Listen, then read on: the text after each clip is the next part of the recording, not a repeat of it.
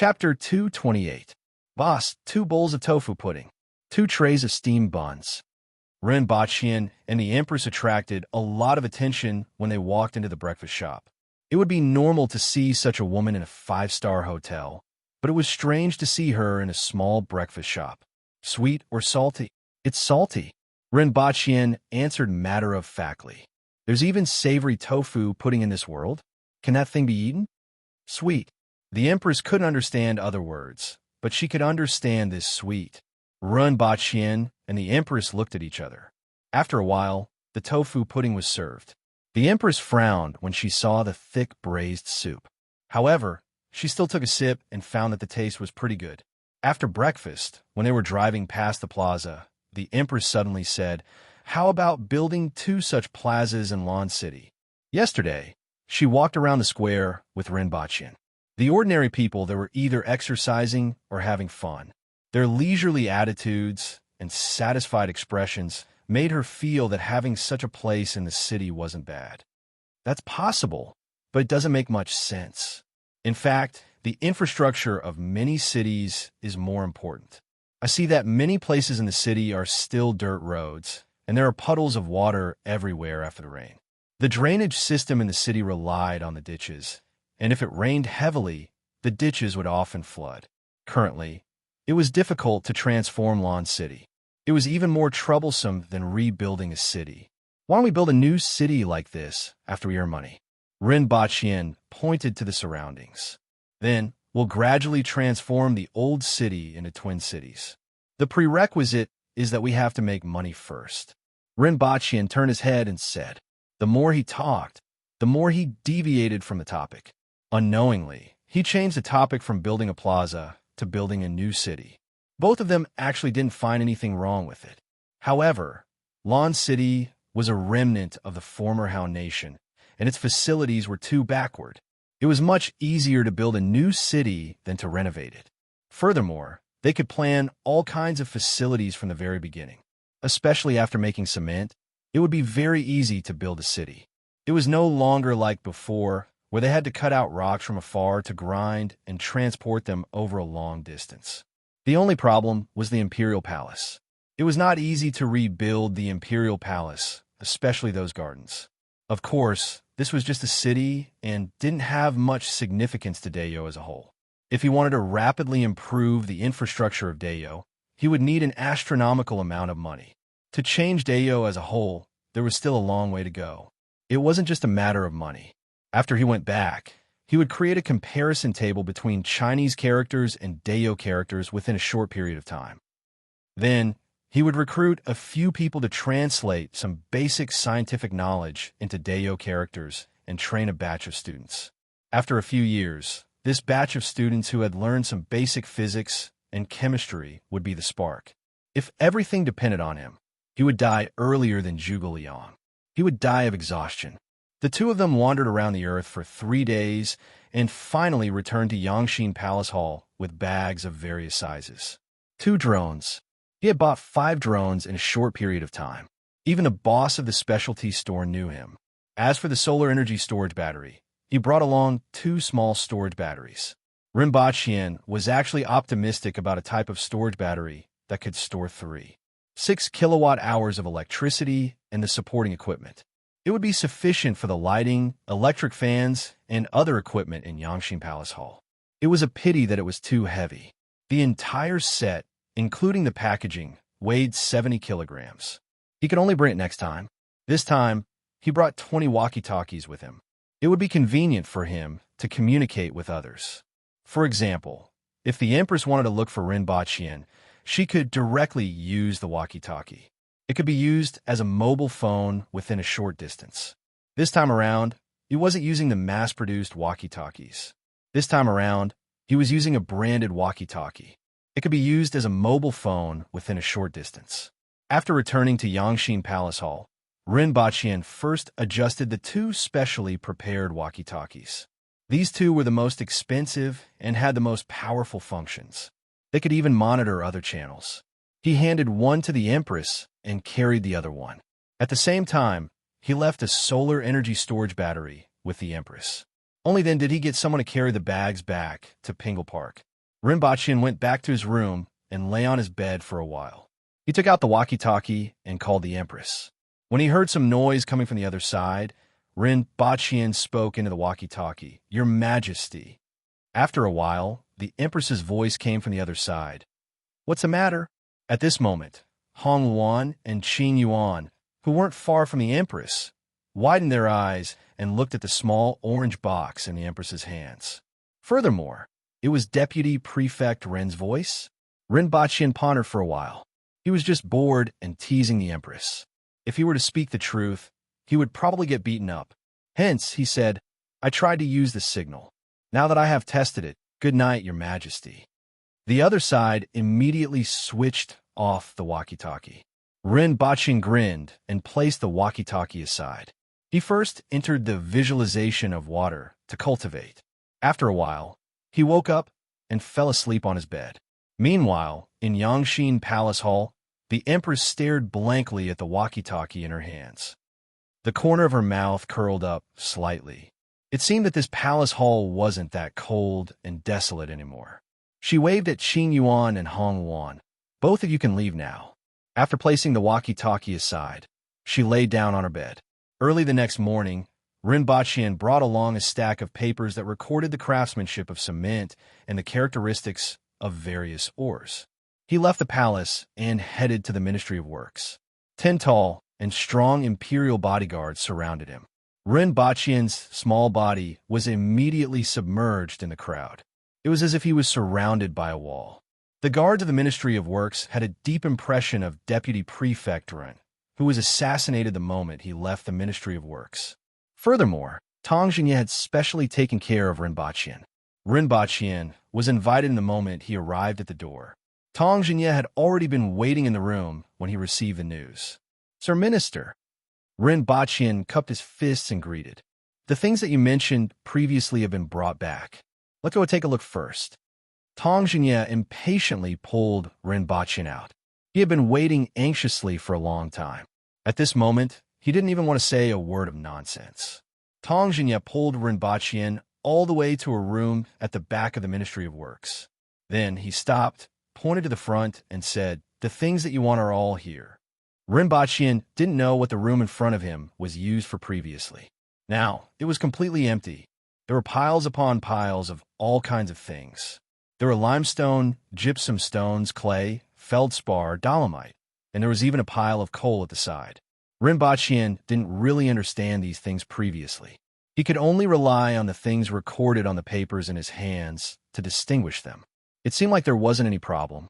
He hoped that the ores in this world weren't too different from those on Earth. "Do you have iron ore?" Rinpoche turned his head and asked. "How much do you need?" Tang Xinye asked in a deep voice. "Just a little. 1 cartload will do," Rinpoche said. Iron or powder was needed to make cement. However, this material could be produced at the Mount Lyote iron mine. He didn't mention it previously, but now that he was going to make it, he needed it.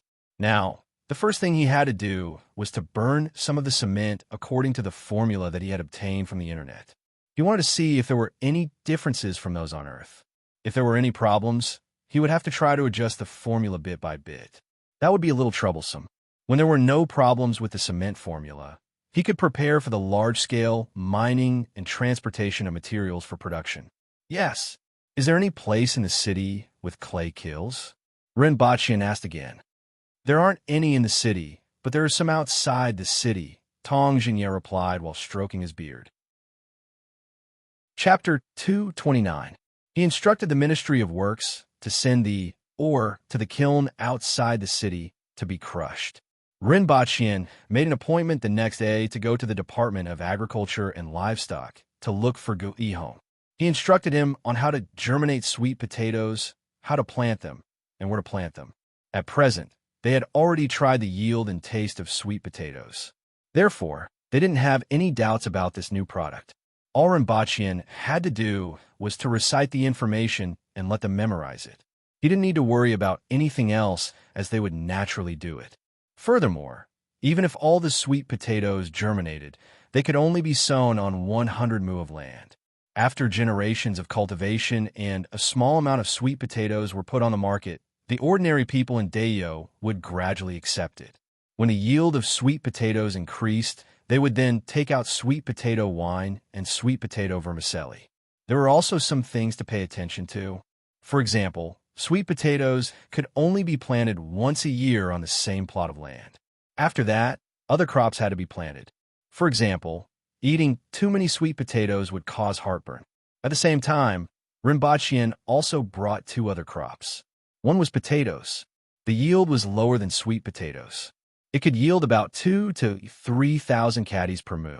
The other was pumpkin seeds. The yield was similar to that of potatoes.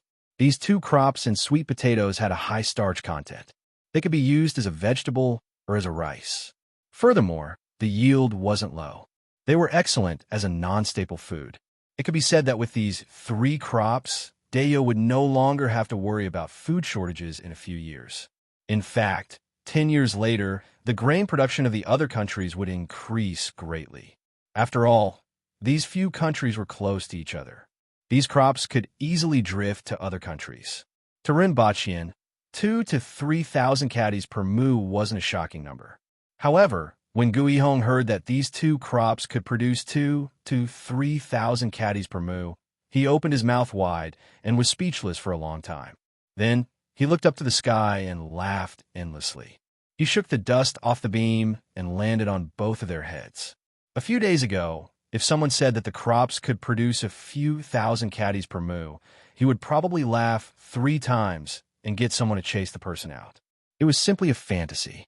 However, after seeing the sweet potatoes being dug out from the ground and weighing more than 6,000 caddies, he would attach great importance to anything that Rinpoche took out.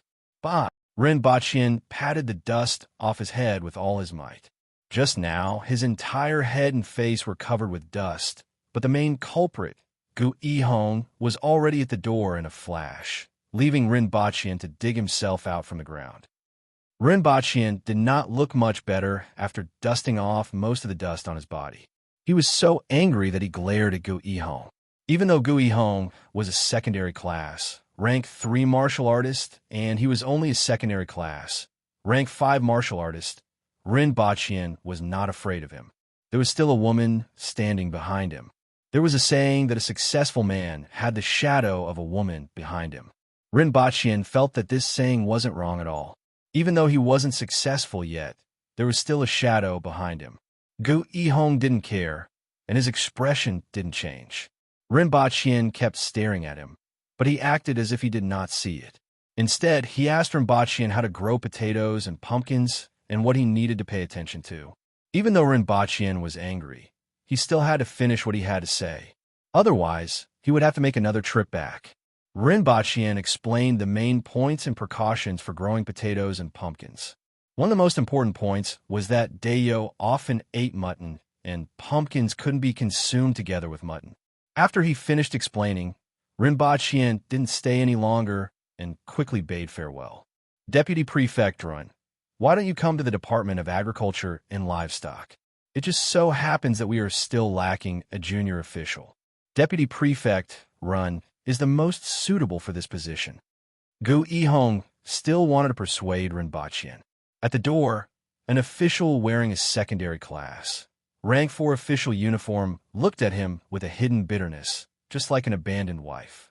Not interested, goodbye. Rinpoche left without another word.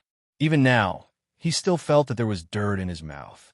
Sir, after Rinpoche left, the junior official of the Department of Agriculture and Livestock still looked at Guihong with a hidden bitterness. Sai, if he can come to the Department of Agriculture and Livestock, I can resign from my position and hand it over to you. Guihong didn't look ashamed at all. Instead, he patiently tried to persuade the junior official of the Department of Agriculture and Livestock. The junior official of the Department of Agriculture and Livestock rolled his eyes. As if you could decide. At this position, you can't just recommend someone. In the morning, Rinpoche came out of the palace clean and tidy. In the afternoon, he returned to the palace dejected. He hurriedly took a bath and went to Qingshin Palace Hall to learn how to read. At night, he stayed in his room and strolled around the courtyard. He raised his head and looked at the 2 moons in the sky, one big and one small. The big one was slightly bigger than the one on Earth. Its color was slightly red. With the naked eye, not only could he see the traces of craters, but he could also see a small dot in the middle. What's that? Rinpoche was puzzled. In the past, he didn't notice it when he occasionally raised his head. Today, he took a closer look and discovered the small dot. He quickly ran into his room to take a look again. The 10x binoculars allowed him to see more clearly. He raised his binoculars and looked up. Indeed, it was much clearer and the moon was much bigger. He carefully searched for the dot that he saw just now. It was an oval object on the moon. He didn't notice it before. Now that he used the binoculars to look at it, it was as if there was an eye there. It made him feel a little weird, as if someone was looking at him. However, Rinpoche also knew that this was impossible. He reckoned that it was some strange landform. If he had the opportunity, he should get an astronomical telescope to see what the moon in this world looked like. Of course, this idea was only on a whim. He would completely forget about it the next morning. Sitting on a stone bench in the garden, Rinpoche took out his walkie-talkie and called the Empress. After a while, he heard some noise. The other party had picked up the walkie-talkie, but the Empress didn't speak. Instead, she waited for him to speak. "Your Majesty, I see that the moon tonight is really beautiful, so I want to tell you." Rinpoche thought for a long time and finally came up with this sentence. If one were to describe his current behavior, it was similar to a primary school student who liked to secretly pull the braids of a girl sitting in front of him. However, it became harassment through the walkie-talkie at night. In the end, he was still too free now. After all, on Earth, he could still watch movies or surf the internet. In this world, he had nothing to do. At this time, he didn't want to cultivate, so he simply used the walkie-talkie to idle around. After he finished speaking, he was still waiting for the Empress to reply when he realized that the other party had directly turned off the walkie-talkie.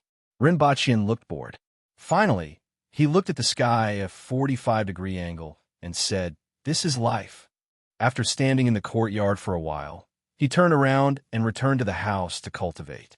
Meanwhile, on the roof of Yangshin Palace Hall, the Empress was lying on it. She held a wine pot in one hand and poured it into her mouth from time to time. Looking at the two full moons in the sky, her face was slightly red. It seemed that the alcohol had gotten to her head, and her eyes were slightly blurred. What is Her Majesty looking at? Qin Yuan and Hong Yuan were looking at the roof at a 45-degree angle. I don't know. Recently, Her Majesty has been getting weirder. But recently, Her Majesty rarely gets angry. Qin Yuan's words made Hong Yuan nod her head incessantly. Furthermore, recently, Her Majesty wasn't as cold as before. Sometimes, she would even reveal a trace of smile. This kind of change made the two of them very happy. Bang! Half a tile directly fell on the ground near the two of them, giving them a shock. They quickly covered their mouths and didn't say anything. They looked at each other, and their eyes curved. The Empress looked at the moon for a long time, but she couldn't tell what was so beautiful about it. However, her mood wasn't bad. There was a kind of warm feeling, and at the same time, something was surging in her heart. This made her like it very much. Chapter 230. The next morning, Rinpoche went out to meet up with Tong Jinya, Feng Ho, and Jahongba from the Department of Ordnance. The group of people, along with their guards, went straight to the east of the city. Rinpoche rode the fork-horned cow, the most common mount on the plains of Dayo. From time to time, it would twist its buttocks as if there were nails below it. This thing was indeed uncomfortable to ride and was much worse than the mountain-gazing bird. However, riding the mountain-gazing bird in the crowd required a lot of courage. Not to mention the déjà vu of a BMW. Riding on an alto, the faint but pungent smell was enough to push most people far away. This was the first time Rinpoche walked in the direction of the east gate of Lan City.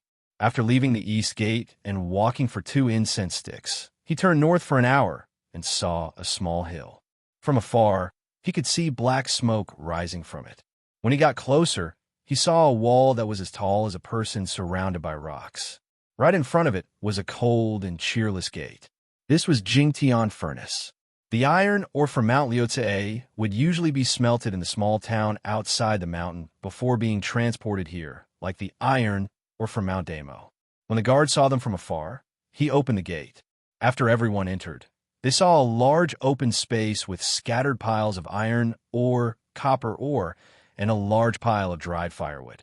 The ores that Rinpoche saw at the Ministry of Works yesterday were also transported here and piled up in piles at the side. Someone was crushing them.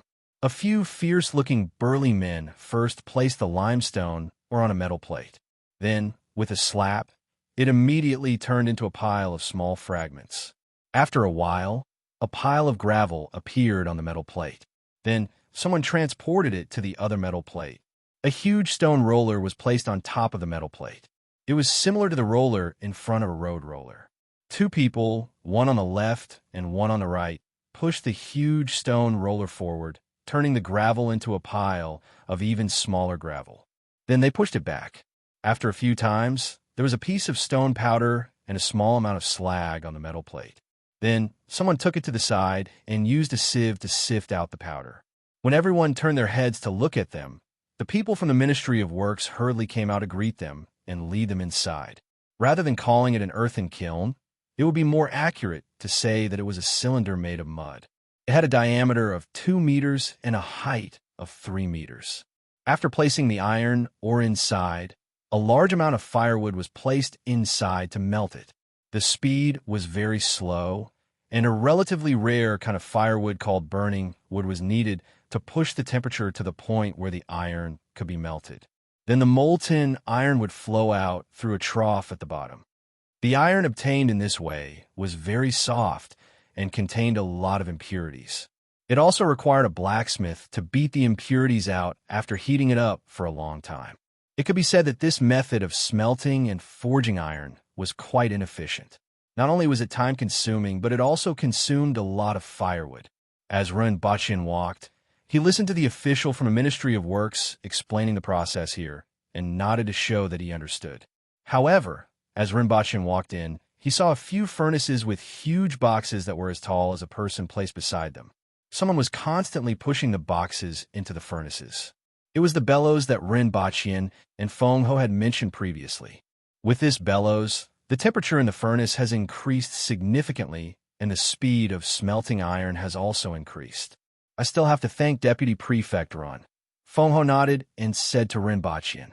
The official from the Ministry of Works looked at Rinpoche after hearing this. From Feng Ho's words, he could tell that this blower was suggested by him.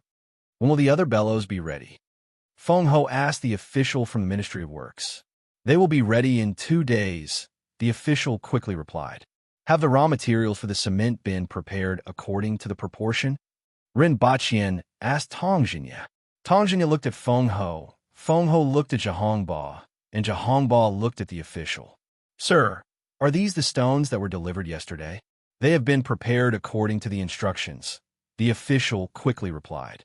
Rinpoche looked at the few of them and saw them looking at one another. He felt that he might as well have asked this official from the start. How should I address you? Sir Deputy Prefect, I'm the supervisor of Jingtian furnaces. You can call me Tai Mu.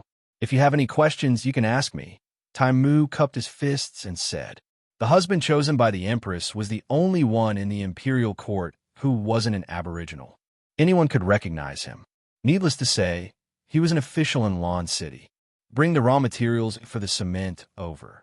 Rinpoche nodded and said, let's see what the results are. Following which, someone brought the raw cement powder over. Rinpoche took a look and saw that it was filled with the sifted powder. After that, he found an empty furnace and added firewood to it. Then, he filled a hollow pillar made of clay with small holes with cement and placed it into the empty furnace. After a while, thick smoke rose from the top of the clay furnace and spread in all directions. Everyone retreated to a distance to watch. In order to make the temperature meet Rinpoche's requirements, there was another person in the thick smoke who was covering his nose and blowing the bellows. He coughed from time to time and was replaced by someone else. How long do we need to burn this? Tongjinya asked. It shouldn't take too long. It will be fine as long as the temperature is met. Rinpoche wasn't too sure either. The information he obtained only mentioned what happened to the cement at a certain temperature, but it didn't say how long it would take. Let's try to make bricks, Rinpoche said as he looked at the surrounding empty clay furnaces. Originally, He was going to build a brick furnace after the cement was burned. However, looking at this clay furnace now, Rinpoche felt that he could give it a try. In any case, he had nothing to do. They had already retrieved the clay for some time. Even though it wasn't dried, it had been weathered for a long time and should be enough to make bricks. Following which, the craftsman of Jingtian furnace followed his instructions and poured the clay powder into the trough. Then, they stirred it into a mud-like state. Following which, they kneaded out pieces of brick embryos and placed them around the walls of the clay furnace. After which, they added wood to the middle and started to calcine it. I'm afraid this will take about 10 days to burn. Don't cut off the fire in the middle, Rinpoche said to Taimu. Taimu promptly noted it down. Up until now, he still didn't know what these big shots wanted to do with the clay. In any case, they would do as they instructed. Currently, there was nothing much to do in Jingtian furnace, and it would be idle for at least half a month. The firing of the cement was very fast. Before the sky turned dark, the fire was extinguished and the temperature was lowered rapidly. Then, they took out the clay jar and poured the cement on the ground. Originally, it had already been sintered into lumps. When it fell to the ground, it broke into small pieces. Everyone looked at Rinpoche. Was this the cement that was similar to stone that he mentioned? Rinpoche squatted beside that pile of clinker and used his hand to grab a handful of it. In his hand, there were some glass-like crystals that were sintered at a high temperature just now. This is a gem? Feng Ho was astonished at first, following which, he revealed an expression as if he had discovered a huge secret. When it was sent in just now, it was clearly clay. How could there be gems in it after it came out? Even though it was very small and fragmented and wasn't worth much, it was still a gem. It was much more valuable than this clay. Even though it didn't turn to stone like what Rinpoche said, if it could produce gems from the clay, it would still be a big step forward. But immediately, everyone's imagination started to run wild. Where's this clay dug from? Tomorrow, they would send someone to dig the clay. Chapter 231. In the garden, the Empress was in a daze as she looked at a small white flower not far away from her. Someone seemed to have told her that this flower was outstanding. When she recalled the serious look on that person's face at that time, she suddenly laughed.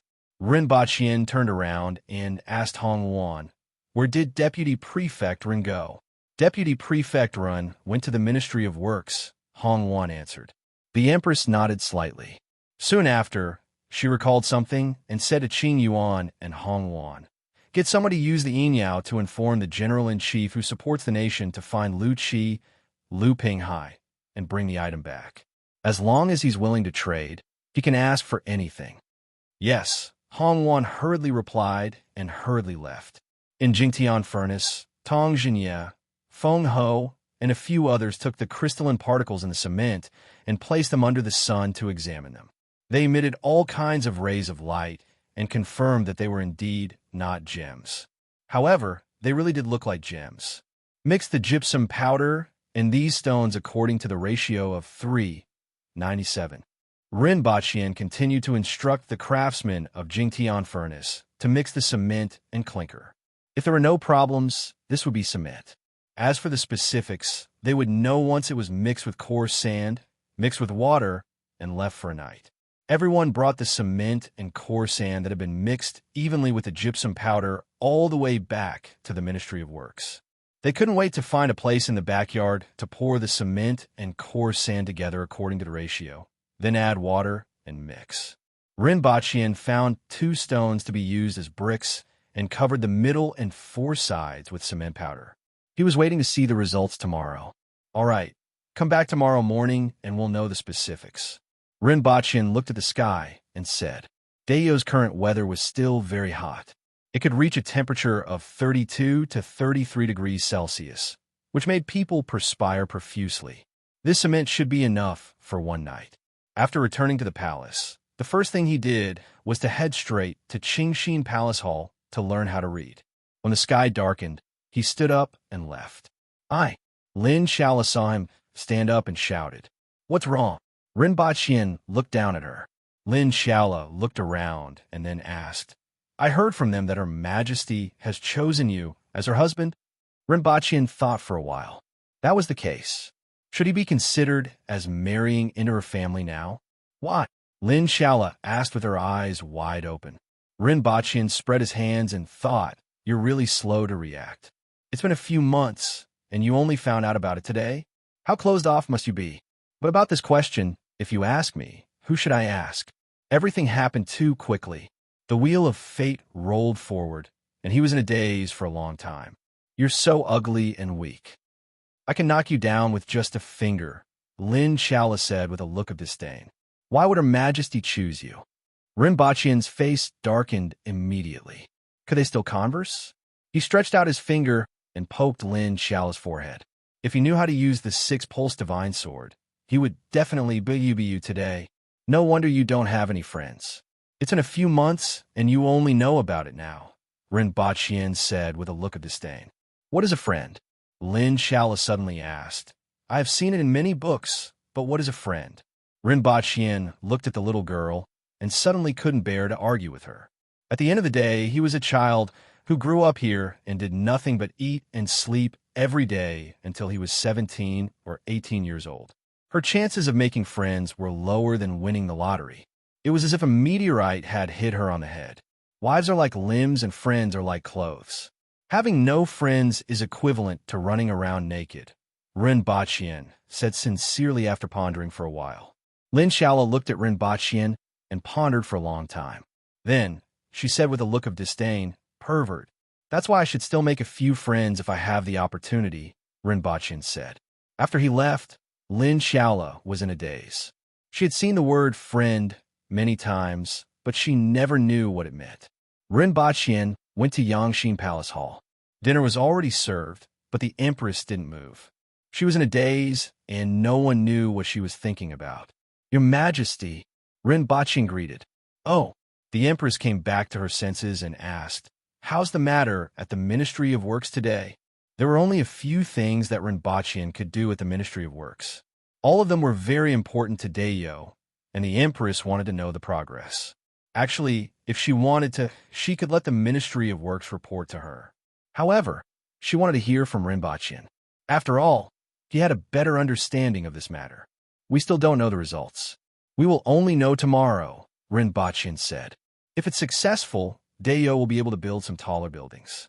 Furthermore, if we want to build city walls, we won't need to dig up stones from afar and transport them here. We can save a lot of labor. The Empress nodded her head and said, Tell me the situation when the time comes. Accompany me for dinner, the Empress said as she straightened her body from the couch. Rinpoche felt that she was waiting for him. With a smile on his face, he poured wine for the Empress. After dinner, Rinpoche asked curiously, Your Majesty, don't you need to train? He had been curious about this question for a long time. He had seen other aboriginals train their bodies every day, but he had never seen the Empress do this. Logically speaking, for her to reach this level of strength at such a young age, besides her innate talent, she should be 100 times more hard-working than others, right? However, what Rinpoche saw was not even 100-fold, let alone 100 times. The Empress shook her head slightly and said, I'm training all the time. Rinpoche didn't understand, but he didn't ask any further. He seemed to understand and said, So, walking, eating, sleeping, and sitting are all part of your training, right?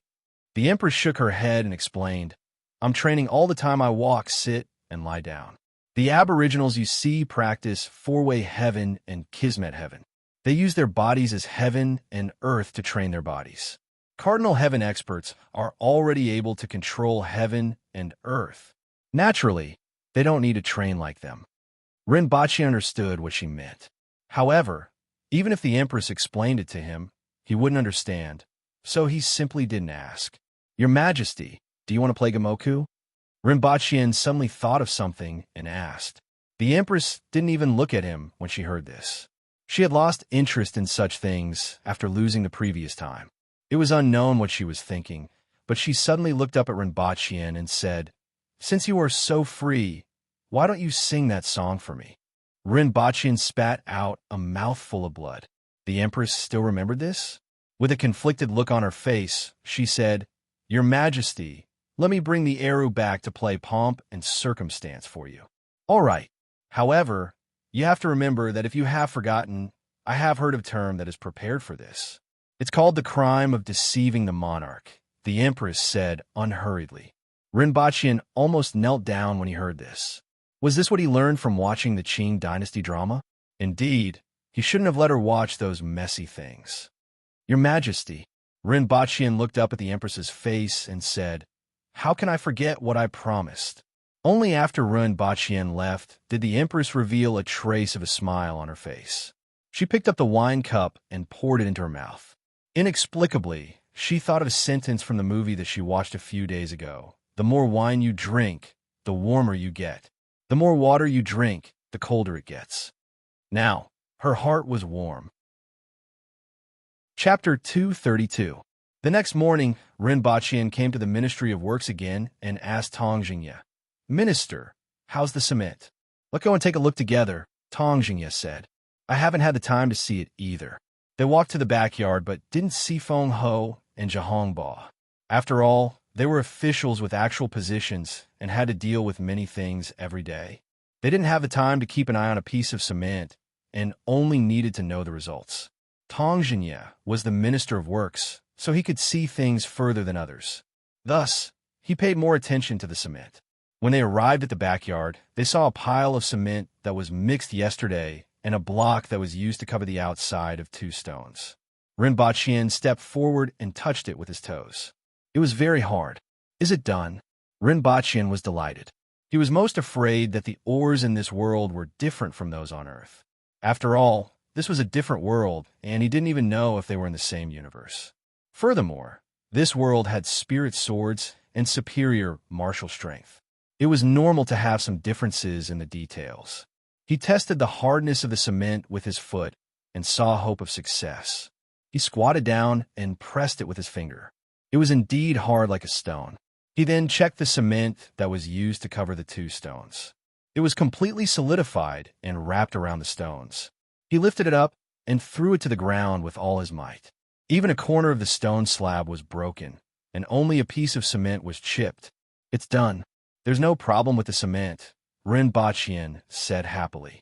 Tongjinya saw Rinpoche's actions and nodded his head slightly. He bent over and touched the cement block before slapping it with his palm.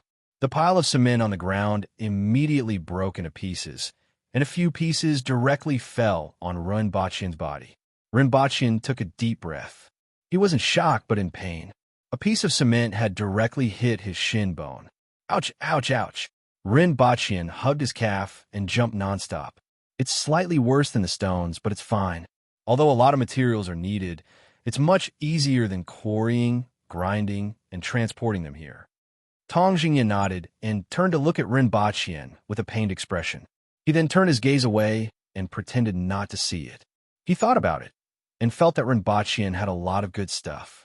Perhaps there was something else that he wanted, so he apologized. "I'm sorry." After jumping for a long time, Rinpoche pulled up his trousers and saw that his calf was bruised and bleeding. After thinking about it, he realized that he couldn't argue with Tongjinya over this matter. Since the Aboriginals were so careless, he could only blame himself for being unlucky. Next, we'll store more of this cement and wait for 10 days to see how the red bricks turn out. If there are no problems, we'll build a brick kiln first. Once the furnace is ready, we can start with the production of cement and bricks. Once, we can build the blast furnace. Moreover, this kind of blast furnace was also quite effective in smelting iron. It could even directly smelt steel, saving a lot of effort. In addition, cement had many other uses, such as paving roads. There was no need for stone slabs, and the cement could be directly laid on them. The same goes for repairing the city walls and other areas. Therefore, the more the better. In the future, the consumption of this thing will definitely not be small, Rinpoche said to Tongjinya while rubbing his leg. "I understand. I will write to Her Majesty today and ask her to assign manpower." Tongjinya nodded. He didn't doubt Rinpoche's words. Even if Rinpoche didn't mention it, he would have thought of it in a few days. If the cement was used well, it was indeed a sharp weapon, especially for the Ministry of Works. Then, he looked at Rinpoche and said The cement that Deputy Prefect Run brought out is very useful for Dayo and the Ministry of Works. In order to thank you, I will hold a banquet for you at House Union tonight. Everyone from the Ministry of Works will be there. Deputy Prefect Ren, you must come. Ren Baqian nodded his head cheerfully. This was the first time a big shot from the Imperial Court invited him to a banquet. He didn't know if it was a sign of acceptance. After all, he couldn't always rely on the Empress and wander around the palace every day. He hoped that this was a good start so that he could quickly integrate into Dayo's Imperial Court. After leaving the Ministry of Works, Ren Baqian went straight to the Beast Park. Not long after he entered, he saw Caretaker Shur playing with the stone dumbbell. The stone dumbbell, which weighed about 25 to 30 kilograms, was flying up and down in his hands. His whole body was drenched in sweat. Noticing Ren Baqian's arrival, Caretaker Shur's hands trembled and the stone dumbbell was smashed into the house. Deputy Prefect Run. Caretaker Shur didn't even take a look at the loud bang and the dust that rose up from behind him. He gave off the feeling that a real man would never turn back to look at an explosion. Caretaker Shur. Ren Baqian smiled. I was still wondering when Deputy Prefect Run would come. The shaved ice shops have earned a total of more than 400 taels of silver in the past 2 months. Also, the fans made by Deputy Prefect Ren have earned 200 taels of silver. I will just take a share of the shaved ice shop's profits. I should give Deputy Prefect Ren 450 taels of silver. It wasn't easy for me to see Deputy Prefect Ren these days. I was still thinking about how to give it to you. Caretaker Shur beamed with joy when he mentioned this matter. The shaved ice shops had earned more than 400 taels of silver in the past 2 months. Caretaker Shur also received more than 200 taels of silver. This year, he would have an income of around 1,000 taels of silver. To him, this was definitely a huge sum of money. Of course, what he didn't expect the most was that Ren Baqian had risen again and again within these few months. From a caretaker who was 1 rank lower than him, he directly rose to the position of secondary class, rank 5 Imperial Deputy Prefect. Even this position of Imperial Deputy Prefect was not taken seriously by anyone. The important thing was that he was chosen as the Empress's husband. Thinking about the changes in the past few months, Caretaker Shur sighed. Recently, Ren Baqian didn't pay much attention to this aspect. After hearing Caretaker Shur's words, he then recalled the previous mess. Even though money didn't have much meaning to him now, he was still somewhat happy to receive more than 400 taels of silver. It was not bad to use it as a reward for others. Most importantly, this business belonged to him. It was completely different from what the Empress gave him. How's the shaved ice business recently? Ren Baqian smiled and asked. The shaved ice is still doing well, but we can't make that fan anymore. Now, a few shops are selling it. Caretaker Shur said with slight regret. It's all right, Ren Baqian replied indifferently. Originally, he wanted to say that he would sell good stuff to him in the future, but he swallowed the words when they were at the tip of his tongue. Based on Caretaker Shur's status, the current business was already his limit. If he increased his business any further, it would be hard to guarantee that someone would be jealous. At least on Earth, it was like that. As for the future, it would depend on Caretaker Shur's luck. If he had the opportunity to give him a few pointers, he would definitely earn a lot from it.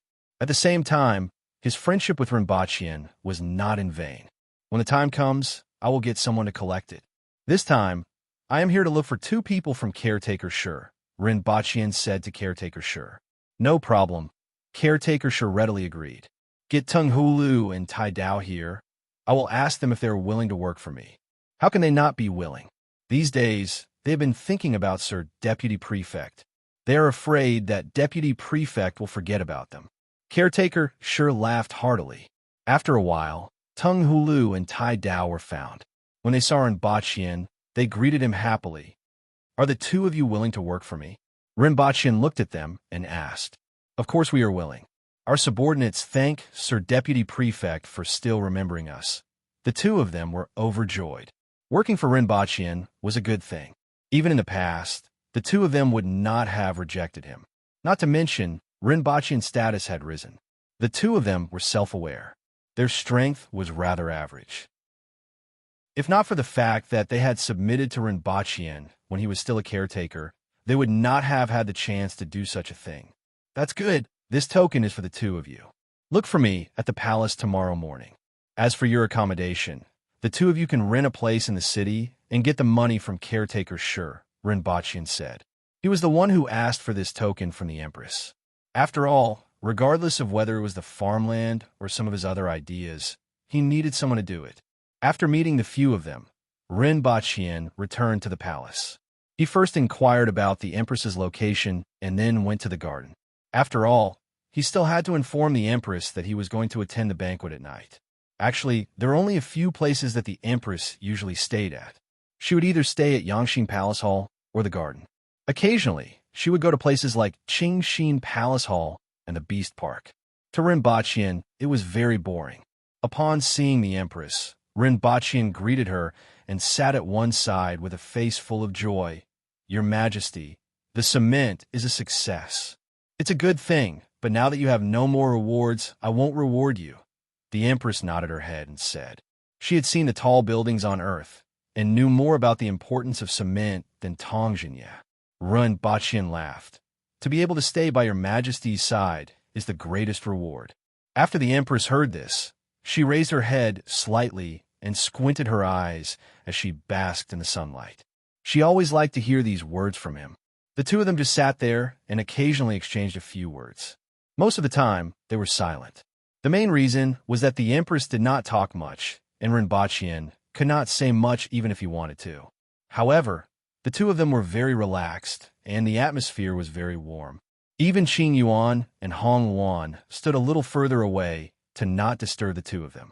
After lunch, Rinpoche told the Empress about Tong Jinye's invitation to attend the banquet.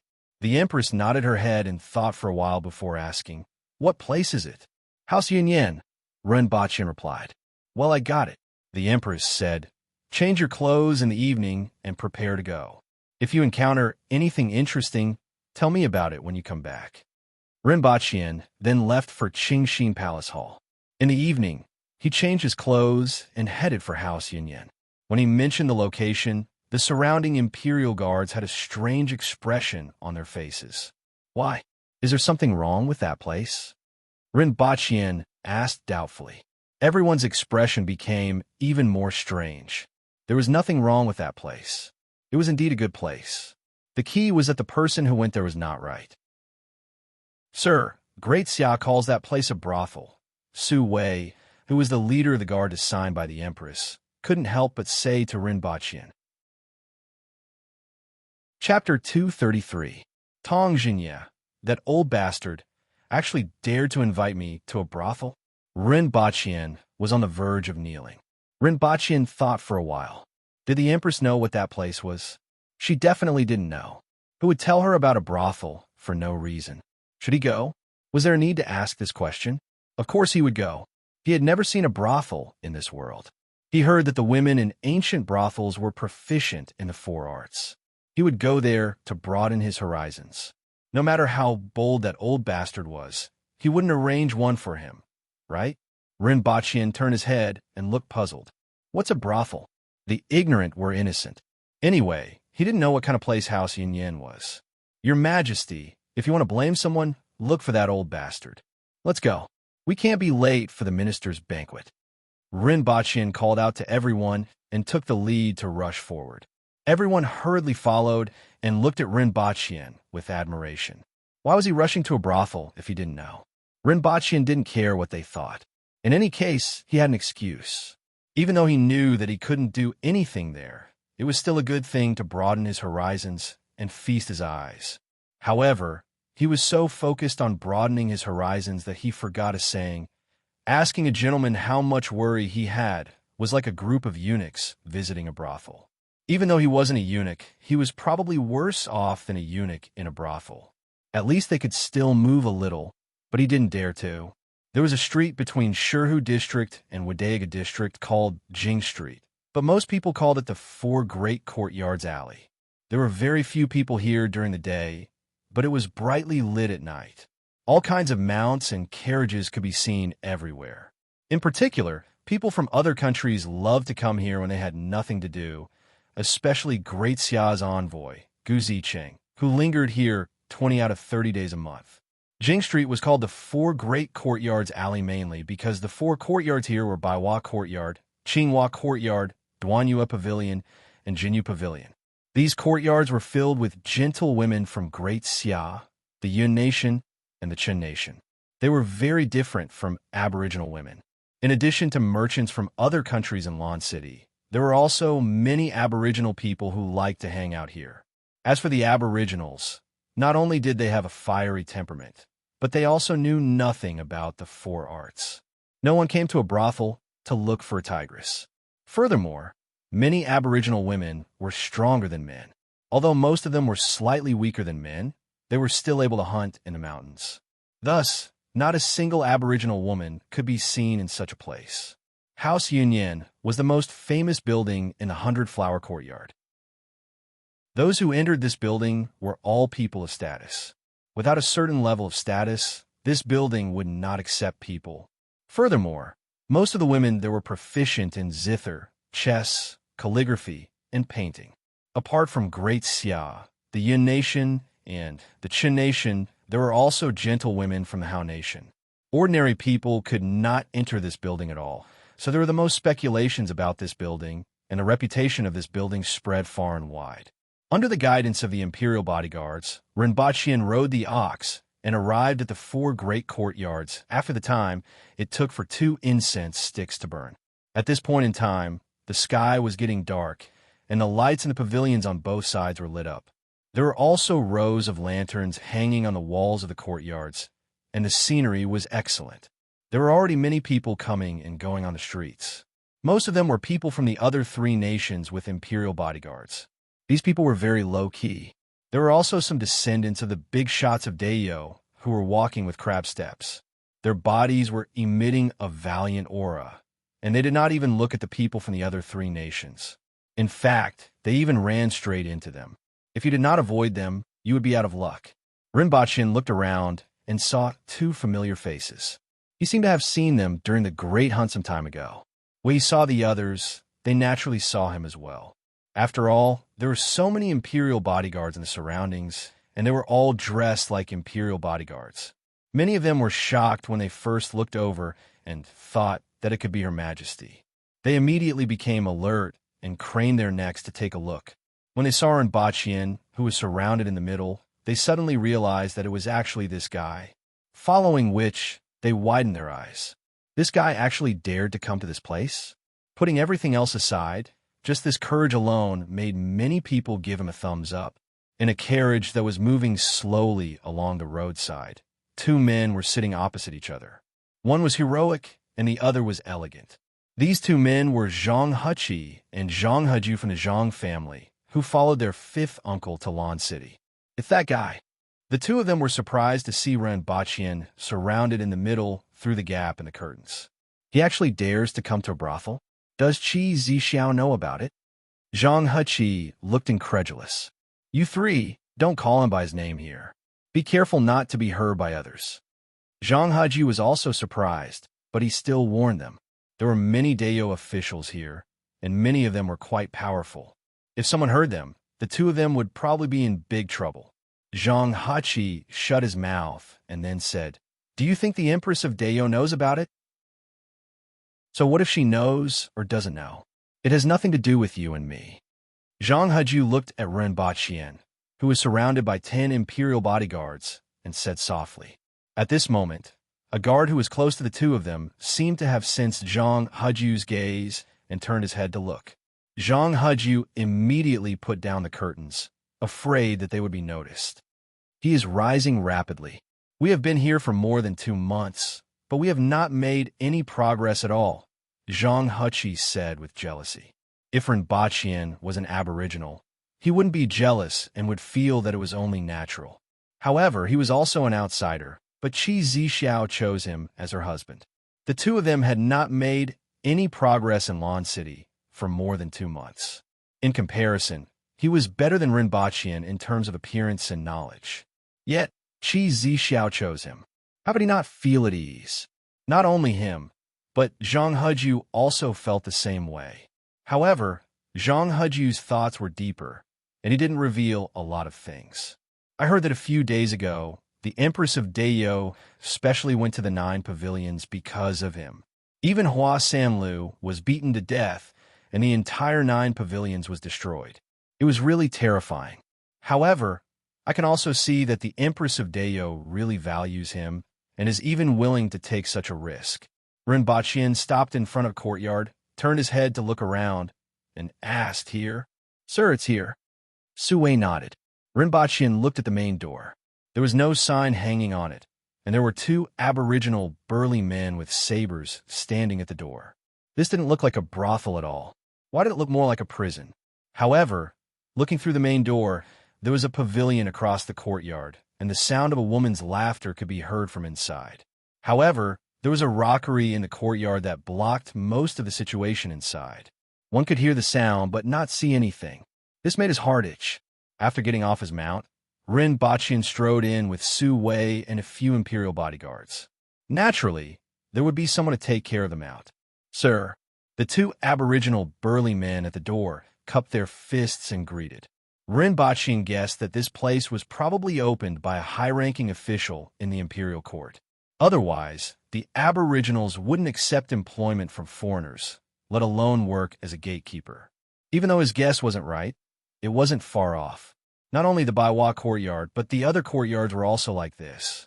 Even though they weren't backed by a high-ranking official, they were backed by the 4 protectorates. Other than the Protectorate General, the 4 courtyards were backed by the North, Northeast, Southeast, and South Protectorates, respectively. A portion of their income was used to purchase supplies from various countries to replenish the army. It wasn't because they were backed by the Protector Generals of the Protectorates, but because the 4 protectorates themselves were backed by the 4 courtyards. Therefore, for the past few decades, there had always been 4 courtyards in Lan City, and only 4 courtyards. Chapter 234. Rinpoche walked around the rockery and could finally see the pavilion in front of him. It was a 3-story wooden pavilion with a wooden veranda on the outside. The veranda was covered with green tiles. Every floor of the pavilion had overhanging eaves that were covered with greenish-gray tiles. It was completely different from the rough architectural style of Dayo. Instead, it looked somewhat delicate. The pavilion was not small, and it was directly opposite the rockery where the Tang dynasty was located. The sounds of women's laughter and men's laughter could be heard. "Sir, you look unfamiliar. This must be your first time here. Sir, please come in. Would you like to sit in the main hall or in the wing room?" She was about 27 or 28 years old. She wasn't tall, but her clothes bulged up a lot. She could be considered pretty and greeted Rinpoche with a polite tone. She sized him up with her eyes and smiled. Her smile was very clean, and she didn't have any makeup on her face. She was completely different from the smooth and slick brothel keeper that Rinpoche had imagined. However, this made Rinpoche feel a lot more comfortable. If a familiar person were to stick close to him like in the movies, he really wouldn't know what to do. Rinpoche actually wanted to go to the main hall to take a look. His main purpose for coming here was to satisfy his curiosity. Otherwise, why would he take the risk of going back to kneel on a washboard? There would be plenty of opportunities to return to Earth. However, he still opened his mouth and asked, "Has Minister Tong of the Ministry of Works arrived?" So it's Minister Tong's guest. Minister Tong hasn't arrived yet, but quite a few people have arrived. "Shall I bring them over now?" asked the woman. "There's no hurry." Rinpoche waved his hand. "Let's go to the lobby first." Sir Deputy Prefect. Upon hearing this, Su Wei hurriedly tried to dissuade him. "It's nothing. I'm just taking a look." Rinpoche waved his hand and said, "This building looks quite elegant. I wonder what it's like inside." Without waiting for Su Wei to stop him, he strode forward. This was his goal. How could he miss it? There was a circle of tables in the hall, separated by screens. In the middle, there was a 3-foot-tall stage that looked like a performance stage in a bar. The hall could not be considered luxurious, but it was very elegant. It could be seen that a lot of effort had been put into everything. Potted flowers and plants could be seen in every corner. Rinpoche walked into the lobby, scanned the structure of the building, and was slightly disappointed. There were quite a number of young and beautiful women shuttling back and forth. There were even a few women drinking wine with the men at the tables, and their laughter was like the tinkling of bells. These women were the same as the one behind Rinpoche. They wore light makeup and gave off a clean and pretty vibe. Their smiles were also very clean and not at all slutty. However, it seemed to be a little different from the brothel scenery he wanted to see. Rinpoche felt that it wasn't exciting enough. It was too formal and elegant. There wasn't even a seductive woman with half her breasts exposed. It wasn't seductive at all. After thinking about it carefully, Rinpoche felt that he might have thought too much. If they really wanted to do something, there were plenty of rooms upstairs. There seemed to be no need to rush it in the main hall. Forget it. Let's go to House Yin. Rinpoche turned around and said to the lady behind him. Su Wei heaved a sigh of relief when he saw that he was really just glancing at him. Coming here with this person was truly frightening. If anything were to happen to him, he would be in deep trouble. Su Wei's mood worsened when he recalled that he had once heard that this person had seen a Bichi. House Yin was located at the back of this pavilion and was next to a pool. A small stream flowed out of the pool and flowed around House Yin. Rinpoche was led to House Yin from the side of the courtyard and went straight up to the second floor. When he opened the door, he saw that there weren't many people inside. Feng Ho, Zhahongba, Gu Yihong, and 3 other officials that he didn't know were sitting inside. Beside each of them sat an extremely beautiful and gentle lady who was chatting with them. Rinpoche's eyes lit up when he saw this scene. Greetings to all of you. I'm not late, am I? Rinpoche smiled and cupped his hands. Deputy Prefect Run, how can you say that you're not late? Bring me 3 jars first. Zhahongba laughed and said. The others nodded their heads in succession. Rinpoche almost stumbled. He was just being courteous, yet they took it seriously. Furthermore, all of you drink according to the jar? If I drink it, I will be a fool today.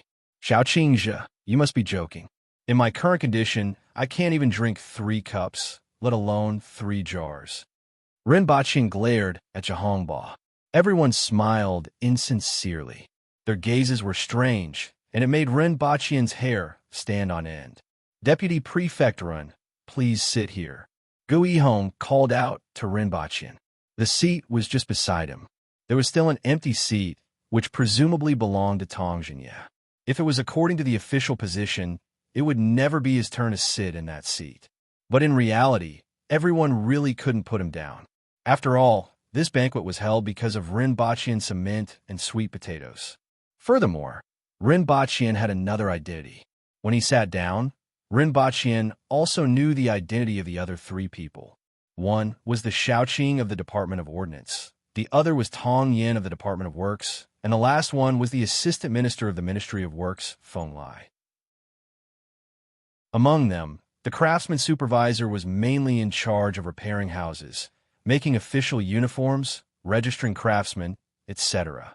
Deputy Prefect Ren, I still have to thank Deputy Prefect Ren for making the cement.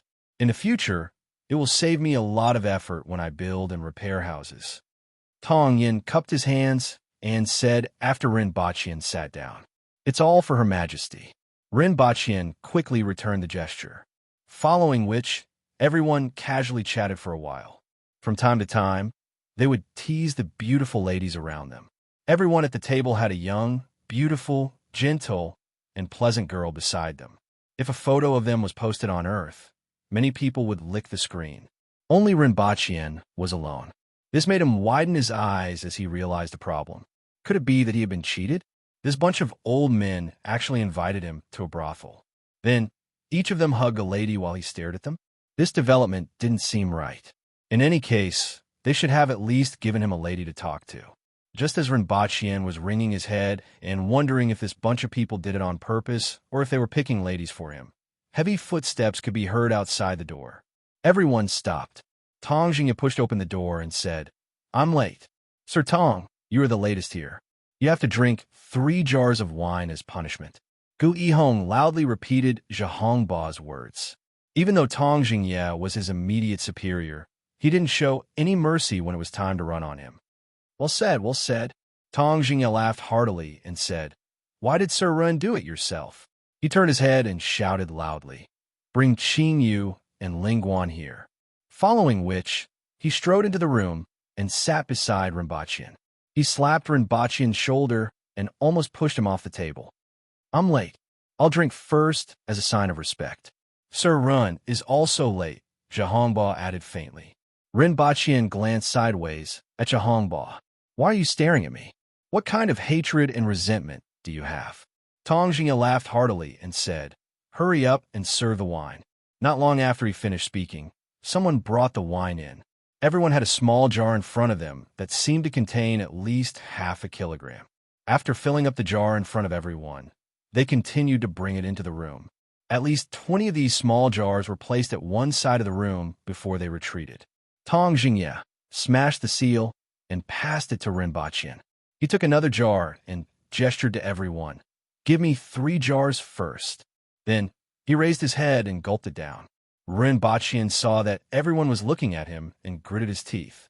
"Damn it, let's just drink. I can't pretend to be a coward before it even starts." He raised his head and took a big gulp. Then he imitated Tong Jingya and spilled half of it. The alcohol content of this wine wasn't too high. At most, it was more than 10%. This made him feel more at ease. After downing 3 jars, Rinpochian's face turned red. Even though the alcohol content was more than 10%, he still drank half of it and almost vomited. At this moment, the door was pushed open again. 2 ladies who were even more beautiful than the ladies sitting beside the others walked in. They first bowed to everyone and smiled faintly before coming to Tong Jingya and Rinpochian's side.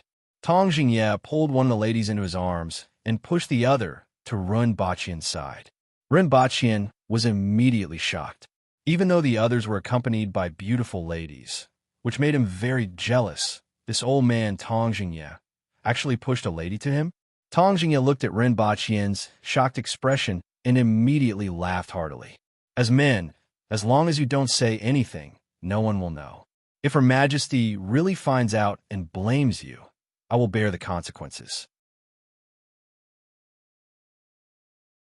Chapter 236. The Empress was bored to death as she sat in the palace. She fiddled with the walkie-talkie in her hand and didn't press the call button for a long time. She was especially bored today. However, she didn't think much of it when Rinpochian went out to drink. After all, this was the norm. Although she had never come into contact with these things, she would occasionally hear some interesting things happening outside the palace. They were all things that Hong Luan and Qing Yuan had heard from other places and told to her to amuse her. And she was willing to drink. "I wonder what that House Yin is like. I'll go and have a look when I have the chance." The Empress was slightly lost in thought. Apart from the palace, she had never been to any other restaurants in Lan City. Presumably, drinking in a restaurant was more interesting than drinking in the palace. However, the Empress felt that she had heard of House Yin before.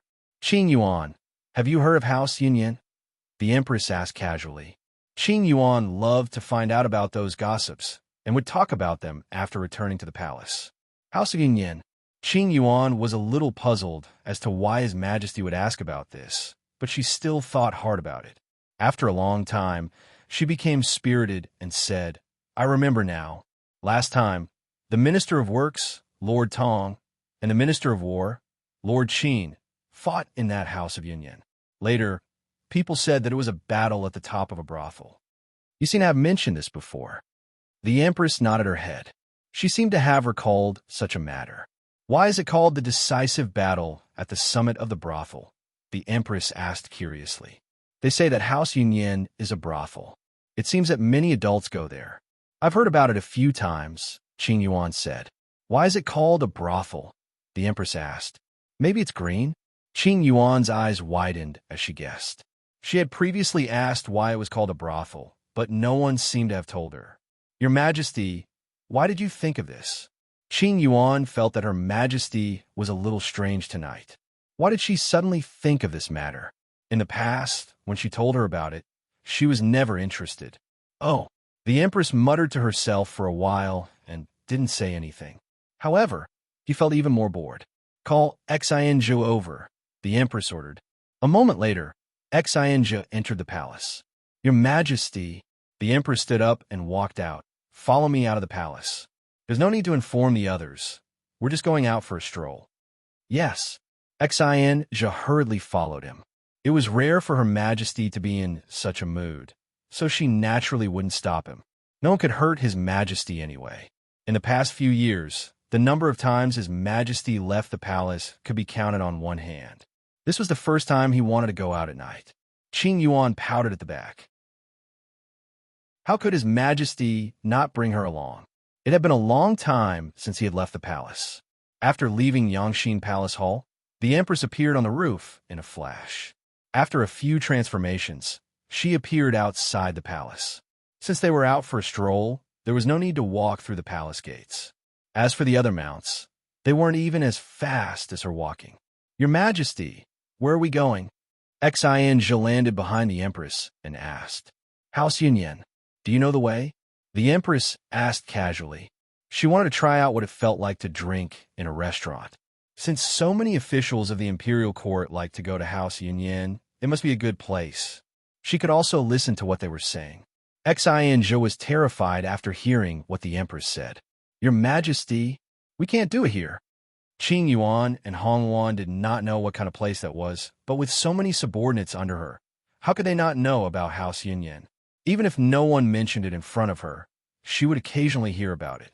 When the Empress saw Ren Baqian's reaction, she turned to look at her and asked, Why? Is there anything I don't know? Your Majesty, House Yunyan is a place for men to seek pleasure. With your status, the consequences will be unimaginable if you go there. Furthermore, you will be disgraced. Seek pleasure, not a restaurant.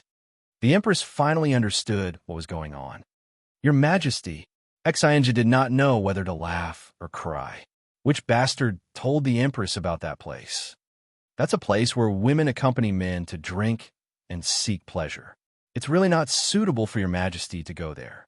Why don't I accompany you somewhere else? If your Majesty wants to go to a restaurant, I know 2 good places to go, Xianja consoled. The Empress was silent for a while before she chuckled. Xianja felt the temperature around the Empress drop sharply. Even she could feel the chill. Hee, all the more reason to go and take a look. The Empress sneered. Your Majesty, Xianja was shocked.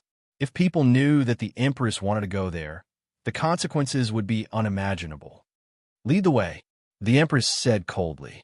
With the sweet potatoes made by Sir Run, life in the mountain village will be much better in a few years.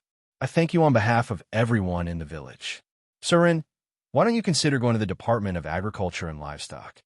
Gu Yihong held a small jar and knocked it against Ren Baqian's bowl.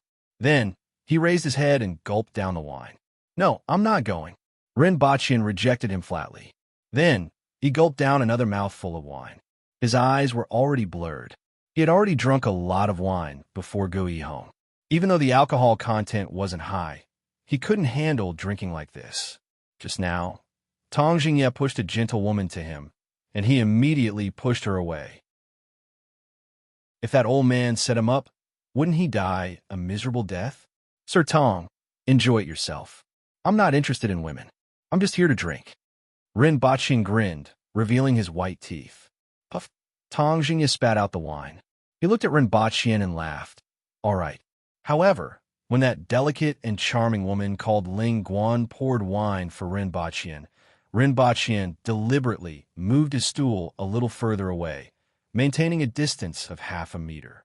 It looked like Tong Jingye was hugging a woman in each hand. That woman called Ling Guan didn't mind Ren Baqian's actions at all. She pursed her lips and smiled as she poured wine for him. She considerately helped Ren Baqian fill up his wine cup. Every time, she would specially get up to pour wine for him. Ren Baqian always felt that this woman was definitely in cahoots with them. Tell me, what benefits did Sir Tong promise you to get me drunk with them? Ren Baqian looked at her dizzily after drinking a few jars of wine. Sir, you must be joking. The wine was offered by all of you, and you drank it yourself. I'm just refilling your wine with my bare hands. Don't tell me that you don't like it. Ling Guan smiled. When Ren Baqian heard Ling Guan's words, such a person suddenly appeared in his mind. If that person could be like this. Ren Baqian's heart quivered when he thought of the Empress refilling his wine with a gentle voice. That would most likely be the last wine. However, even though the Empress was cold, she was extremely charming when she was cold. Occasionally, she would reveal her feminine side. That kind of contrast was very alluring. However, it was extremely rare. After such a long time, he had only seen it a few times. When he thought of the Empress, Rinpochien's thoughts magnified under the influence of alcohol, and he started to miss her very much. After all, even though he was always on tenterhooks in the beginning, after such a long time, the Empress's weight in his heart was extremely heavy and occupied more than half of it. At first, when he heard about the brothel, he was full of curiosity, but he was just fooling around. When he really sat here, he was thinking about the Empress. After drinking another 2 bowls of wine, Tang Jinya looked at his drowsy appearance and asked, "Deputy Prefect Ren, why don't you come to the Ministry of Works? We are still lacking an assistant minister." Tang Jinya's and Gu Yihong's methods were exactly the same. Feng Lai looked at him with a hidden bitterness. "Oh, I'm not going." Ren Bachien flatly refused. "If you come to the Ministry of Works, with your knowledge and experience, you will definitely be able to do something and change the opinion of the entire imperial court. Why do you need to do those miscellaneous things in Yufu? It's really a waste." Tang Jinya looked drunk but still tried his best to persuade Rinpochian patiently. There were several reasons why he invited Rinpochian to drink this time around. The so-called celebration was only a side effect. He wanted to see Rinpochian's temperament, and he also wanted to pull Rinpochian into the Ministry of Works. Tang Jinya's real intention was to pull Rinpochian into the Ministry of Works. Even though Rinpochian held a post in Yufu, as long as he talked to the Empress, there shouldn't be a problem for him to come to the Ministry of Works. He always felt that Rinpochian had a lot of knowledge in his head and would be of great use to the Ministry of Works. Of course, he also had some other ideas. For example, he wanted to get something out of Rinpochian's mouth to see how much knowledge he had. However, after 3 rounds of wine, Tang Jinya had long forgotten about this matter and only remembered to pull Rinpochian into the Ministry of Works. Even so, "I'm not going," Rinpochian said in a drowsy manner. He couldn't hear what Tang Jinya was saying after that. His mind was spinning and his head fell on the table. Tang Jinya rambled on for a long time, but he still couldn't hear any movement from Rinpochian. He only heard Feng Ho say in a drunken tone, "Deputy Prefect Ren has collapsed just like that. You didn't play tricks while drinking, not bad." Tang Jinya looked at Rinpochian and burped. "Why have you collapsed? I haven't finished talking yet. If Deputy Prefect Ren goes back like this, I'm afraid Her Majesty will blame you," Tang Yin, who was relatively sober, said. Following which, he added, "In any case, Minister Ren, you are the one who will bear the responsibility. What's there to be afraid of?" Tang Jinya didn't seem to care at all. At worst, he could just say that he was helping Her Majesty to test Deputy Prefect Ren's temperament. Would Her Majesty still blame him? "Oh, is that so?" A cold voice suddenly came from the window. 2 figures immediately entered the room. With a sweep of her eyes, the Empress could clearly see the situation in the room. Each of them had a lady by their side, and there were 2 ladies by Tang Jinya's side. Rinpochian, on the other hand, was well-behaved and kept his distance from the rest. His head had fallen on the table. She was slightly satisfied with the situation in the room. "Your Majesty." Before Tang Jinya could finish his sentence, he broke through 3 walls in a row and flew out. The deafening sound alarmed everyone in the brothel. The Empress grabbed Rinpochian's collar with one hand and disappeared out of the window in a flash. Before Ex-Angel left, she glared at everyone fiercely. This bunch of B** stars actually brought that person to the brothel? Were they courting death? Tang Yin looked at the big hole in the wall and the few ladies who were shocked. He calmly drank his wine and said, "In any case, Minister Ren will bear the responsibility." Everyone was shocked when the Empress came in just now. After the Empress left, everyone looked at the wall and heard Tang Yan's words. Immediately, everyone burst into laughter. None of them could sit still. Gu Yihong laughed so hard that he slammed his palm on the table, causing a huge piece of the stone table to fall off. Chapter 237. When Rinpochian was blown by the night wind, he felt his stomach churn and vomit the moment he opened his mouth. Being carried by the Empress, he vomited along the way as if she was sowing seeds. The Empress looked at Rinpochian, who she was carrying, with a look of disgust on her face. Even though the smell had been left behind along the way, it still made its way into her nose. "Your Majesty, why don't I carry Deputy Prefect Ren?" Xin just said from behind. The Empress was carrying Deputy Prefect Ren from the front, and the smell of the Empress's clothes was going straight into her nose. Moreover, he had to be careful to avoid the unknown things that were coming towards him. The Empress looked at Rinpochian, threw him to Xinjia, and landed on the street from the rooftop. With her hands behind her back, she walked forward unhurriedly. Lan City was very dark at night. Other than the lantern-carrying pedestrians and the light from the courtyards, there was only the light from the two moons. Xinjia imitated the Empress and held onto his back, making him lean forward. In their hands, Rinpochian's weight was no different from that of straw. "Zixiao," Rinpochian mumbled vaguely. The Empress stopped in her tracks and turned around. Rinpochian's eyes were tightly shut, and he didn't seem to be sober at all. He was still mumbling, "Zixiao, Zixiao." Xinjia was shocked. Rinpochian actually called Her Majesty by her name. His Majesty didn't seem angry at all. Instead, his expression was relaxed and calm, not cold. "Zixiao, pour the wine." The Empress, Xinjia was shocked by Rinpochian's courage. The Empress furrowed her eyebrows and ignored him. She turned around and walked toward the palace. After returning to the center of the palace, she threw Rinpochian back to Pingle Park. The Empress took the wine pot and went up to the roof of Yangshin Palace Hall. She looked up at the moonlight and drank a mouthful of wine from time to time. Originally, he was prepared to beat Rinpochian half to death and cripple Tong Jingye. However, when she saw that he kept his distance from the others and behaved himself, her anger disappeared without a trace, and her mood changed from bad to good. If Tong Jingye hadn't spouted nonsense, he might not have been beaten. What happened just now? In a room sat a man with one arm missing. His surname was Xing, and his name was Xingrong. He used to be a commandant of the Protectorate of the North, and now he was the person in charge of the 100 Flowers courtyard.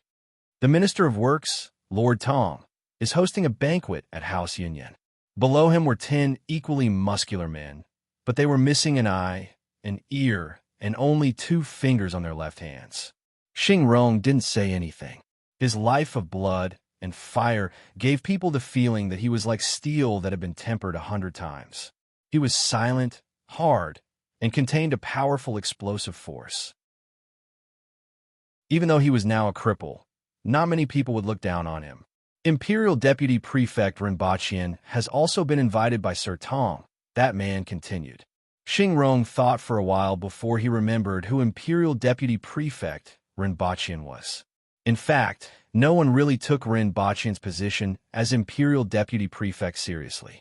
Usually when people mention him, they would refer to him as that guy. When Xingrong recalled who Rinpochian was, he laughed. And then, "His Majesty is here," the man said concisely. Lord Tong suffered a kick and smashed through 3 walls before falling into the Moon Pavilion. On the other hand, Deputy Prefect Rin was fine and was brought back. "I wonder if anything will happen when I get back." Upon hearing this, Xingrong burst into laughter. He laughed so hard that tears were about to come out his eyes. After a while, he stopped and asked, "How is Rinpochian?" "I couldn't tell. He looks quite well behaved. If he doesn't follow the rules, Your Majesty doesn't have to do anything. I will kill him with a slap," Xingrong said casually. The Empress's prestige in Dayo was extremely high. The same went for Hong Wu in the Protectorate of the North and the people of Dayo. As Hong Wu's subordinate, he naturally revered the Empress. "Tell everyone who knows about this to shut up." Xingrong waved his hand. Whether it was him or the people of the Ministry of Works, they all kept their mouths shut about this matter. However, the matter still spread, especially among the upper echelons of the court. Tong Jingye invited Imperial Deputy Prefect Rinpochian to drink wine at House Yunyan, but the Empress kicked him from House Yunyan to the Moon Pavilion. This was considered the most eye-catching case of an adulterer being caught in a brothel in Lan City, even though only a few people knew about it. Many people rejoiced in Tong Jinye's misfortune and were waiting to see how Tong Jinye would look the next day.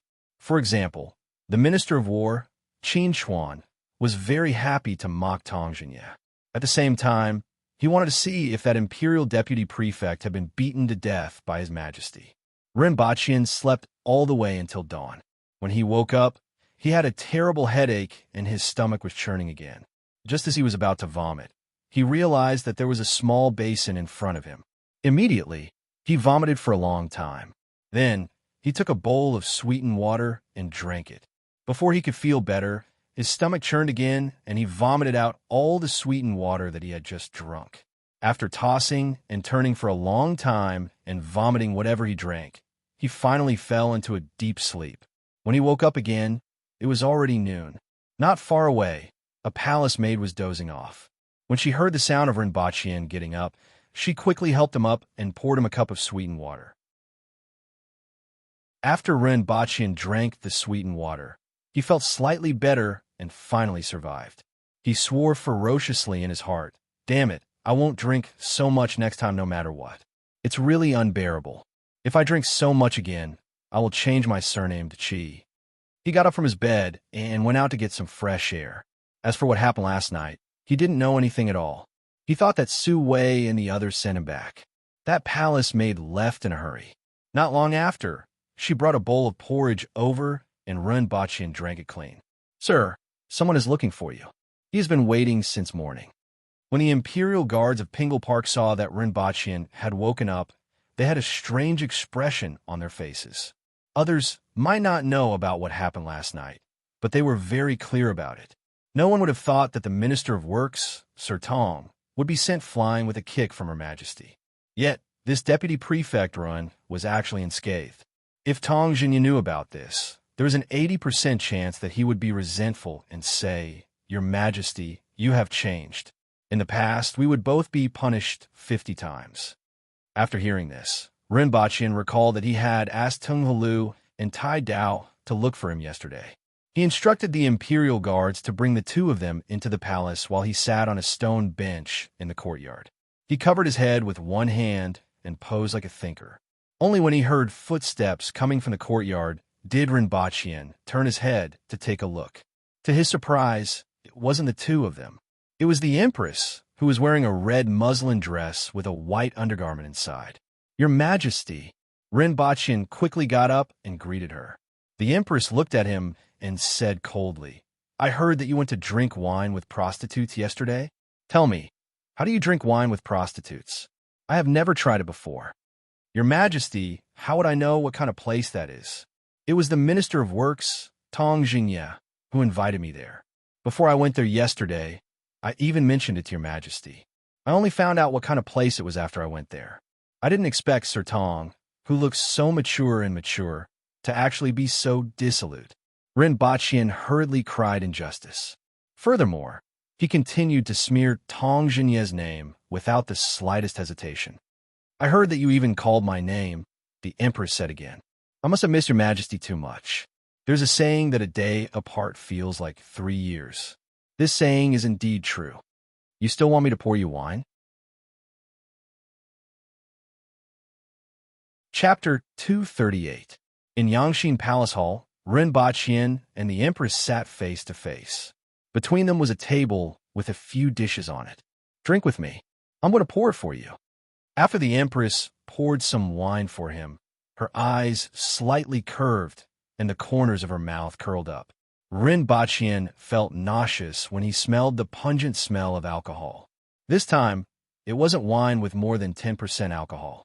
Instead, it was Erguo too that Rinpoche brought over. "Your Majesty, I don't know anything." Rinpoche scowled miserably. When did he ask the Empress to pour wine for him? Was that something he could say? Furthermore, how did the Empress hear about it? Could it be that you don't want to drink with me? The Empress's gaze was like the ripples on the surface of a calm lake that was being blown by the wind. Her tone was gentle, and there was even a long syllable at the end. If it was any other time, the Empress's attitude and tone would have made his heart itch. At this moment, It was as if he had eaten a yellow lotus. No matter how hard he racked his brain, he couldn't figure out what he had done wrong. The Empress held the wine glass with 3 fingers and looked at Renbachin's face. She found the bitter look on his face interesting, and the smile on her face became even more obvious. Renbachin clenched his teeth, raised his wine glass to indicate to the Empress, and downed it in one gulp. His stomach churned again, and it took him a lot of effort to suppress it. The Empress also poured the wine in her cup into her mouth with a smile. Then, she poured another cup for Renbachin. Renbachin looked at the wine glass and thought about the wine that the Empress poured for him yesterday. He thought that would definitely be the last wine he would get. He didn't expect to drink it today. After downing 3 cups in a row, Renbachin immediately covered his mouth for fear that he would spit it out. The Empress then said, "Forget it. I won't torture you anymore." Renbachin felt as if he had been pardoned. "Give Deputy Prefect Ren a bowl of green vine water." The Empress raised her head and said. Her voice traveled directly to the ears of Qing Yuan and Hong Luan, who were standing at the entrance of Yangxin Palace Hall. A moment later, a bowl of green and transparent soup with a strange smell was placed in front of him. "Drink it. It will help you get over the hangover," the Empress said. "Thank you, Your Majesty." Renbachin drank the green vine water. It tasted very strange, as if there were many different things mixed in it. However, after drinking it, his body immediately warmed up and the uncomfortable feeling lessened a lot. I'm saved," Renbachin moaned. The Empress pursed her lips slightly, and there was a tinge of pride in her eyes. This was the first time the Empress had displayed such a childish expression on her face. "Your Majesty, what is this?" Renbachin asked curiously. This kind of hangover medicine would definitely sell well. He had drunk those anti-hangover drugs before, but the effects were very ordinary, especially after drinking. Compared to the green vine water, it was like heaven and earth. It's a type of green vine from the 60,000 mountains. You can use it after grinding it into powder and mixing it with water. However, ordinary people can't get drunk even if they want to. Naturally, no one uses this thing, the Empress said casually. Renbachin immediately memorized this. As long as this thing was brought to Earth, it would probably be launched into the market very quickly. After all, the 2 drugs were still in development, and it would probably take a few years before they could produce results. Although he still had 20 million on him, which seemed like a lot, it wasn't really enough to do anything. He was also too embarrassed to go to the Empress's treasury to take things back to Earth to sell. Renbachin stayed in Yangxin Palace Hall for a long time. After chatting with the Empress for a while, he got up and left. Although he was teased, he discovered something good. Renbachin felt that the laboratory on Earth would soon be able to launch a product that could be launched into the market. After returning to his room, Renbachin thought about whether he had forgotten anything. In the afternoon, he met Tung Hulu and Tai Dao. When they saw the Empress, they didn't even dare to raise their heads. The Empress glanced at the 2 of them, didn't say anything, and left on her own. Before she left, she asked Renbachin to come to Yangxin Palace Hall after he was done with his work. It was as if she came to see if Renbachin had woken up. After that, Renbachin explained some things to the 2 of them. In addition to the farmland, he also drew a rough outline of the sofa and asked them to find a carpenter to make it. He also asked a blacksmith to make things like springs, after which he just needed to lay a cushion and cover it with processed leather. After thinking for a while, it seemed that he had forgotten nothing and disappeared from the room. Renbachin appeared in the living room on Earth and realized that it was nighttime. Other than the light coming in from the window, it was pitch black. Just as he was about to sit on the sofa, Renbachin's ears twitched slightly. There were sounds upstairs. Furthermore, it was the sound of someone walking and rummaging through things. Someone was there. A thief? Renbachin immediately realized that his house had been invaded by a thief. He didn't know if it was the thief or him who was unlucky. He wasn't around most of the time, but he actually bumped into the thief the moment he came back. He always came back with the Empress, but when he came back alone, he bumped into the thief. Renbachin felt that both he and the thief were rather unlucky. What should he do? Call the police. He was afraid that the thief would notice if he made any noise now. Should he make some noise to scare the thief away? Rinpoche pondered that the important things upstairs wouldn't be taken away by the thief. For example, the contract he signed with Papa Chan would be useless even if it was taken away. But where would he put his face? In any case, he was a man who faced tens of thousands of soldiers and survived through a sea of blood. He had stayed in a world of martial arts for so long and had seen so many experts. How could he be afraid of a thief?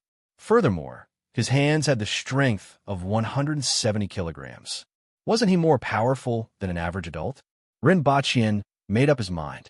He tiptoed to the kitchen and took a kitchen knife. Even though he might not need it, if the thief had a knife, he could rely on it to defend himself. Then, he quietly made his way to the second floor. It was also pitch black, but there was some light in his room, similar to a flashlight.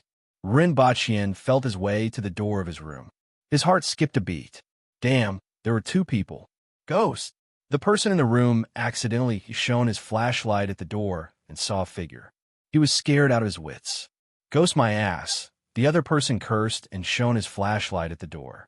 At this moment, Rinpoche didn't have time to hide. He stood at the door with a gloomy look on his face and got a shock. Damn it. If I knew it was two people, I wouldn't have flaunted myself. It feels like a tragedy. Rinpoche cursed in his heart. How is he going to clean up this mess? What are you looking for? Rinpoche said in a low voice and put on a gloomy look.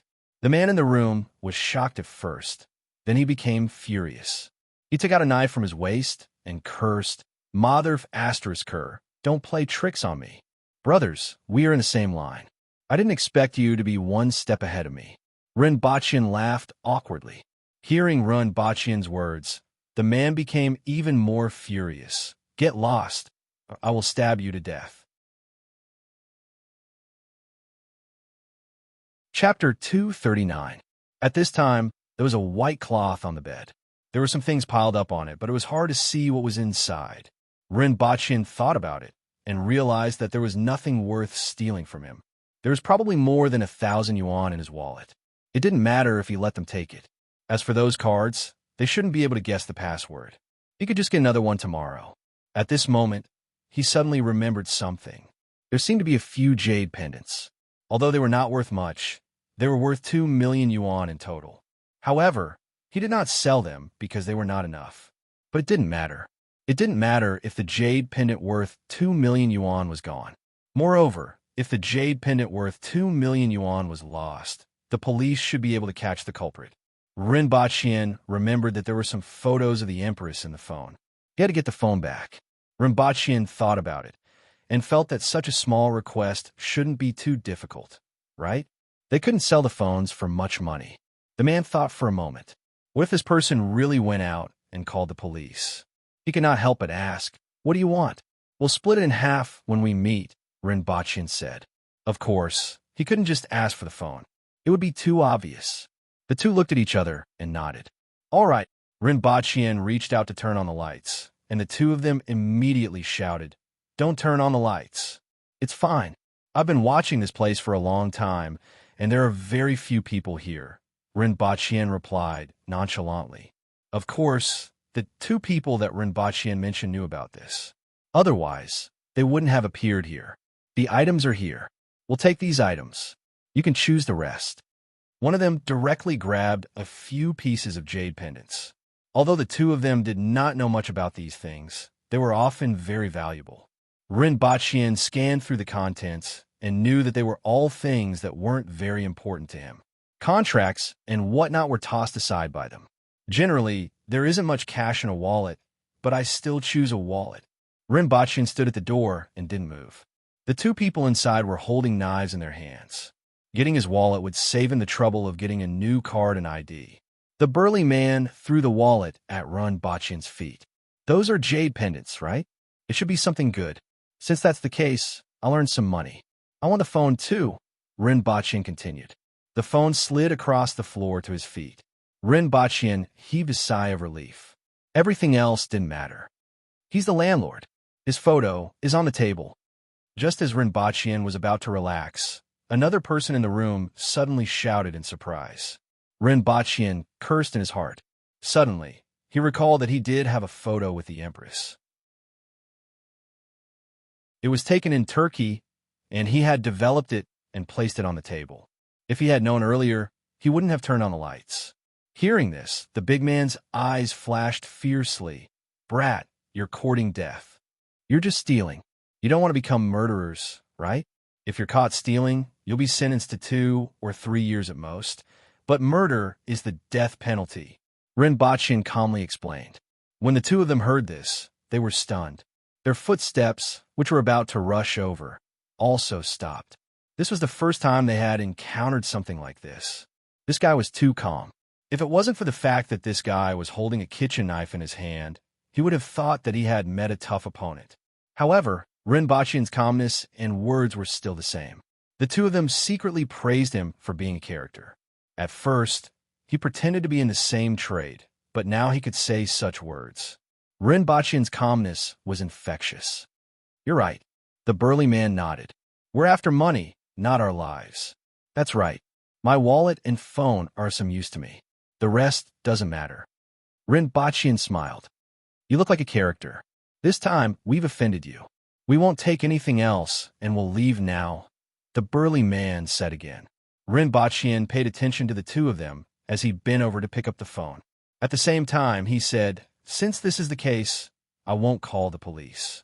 At this moment, the burly man's eyes suddenly flashed fiercely. He rushed toward Rinpoche with the dagger in his hand. F***CK. Rinpoche was shocked by this sudden turn of events. Didn't they already have a deal? However, his movements weren't slow. He quickly dodged to the side.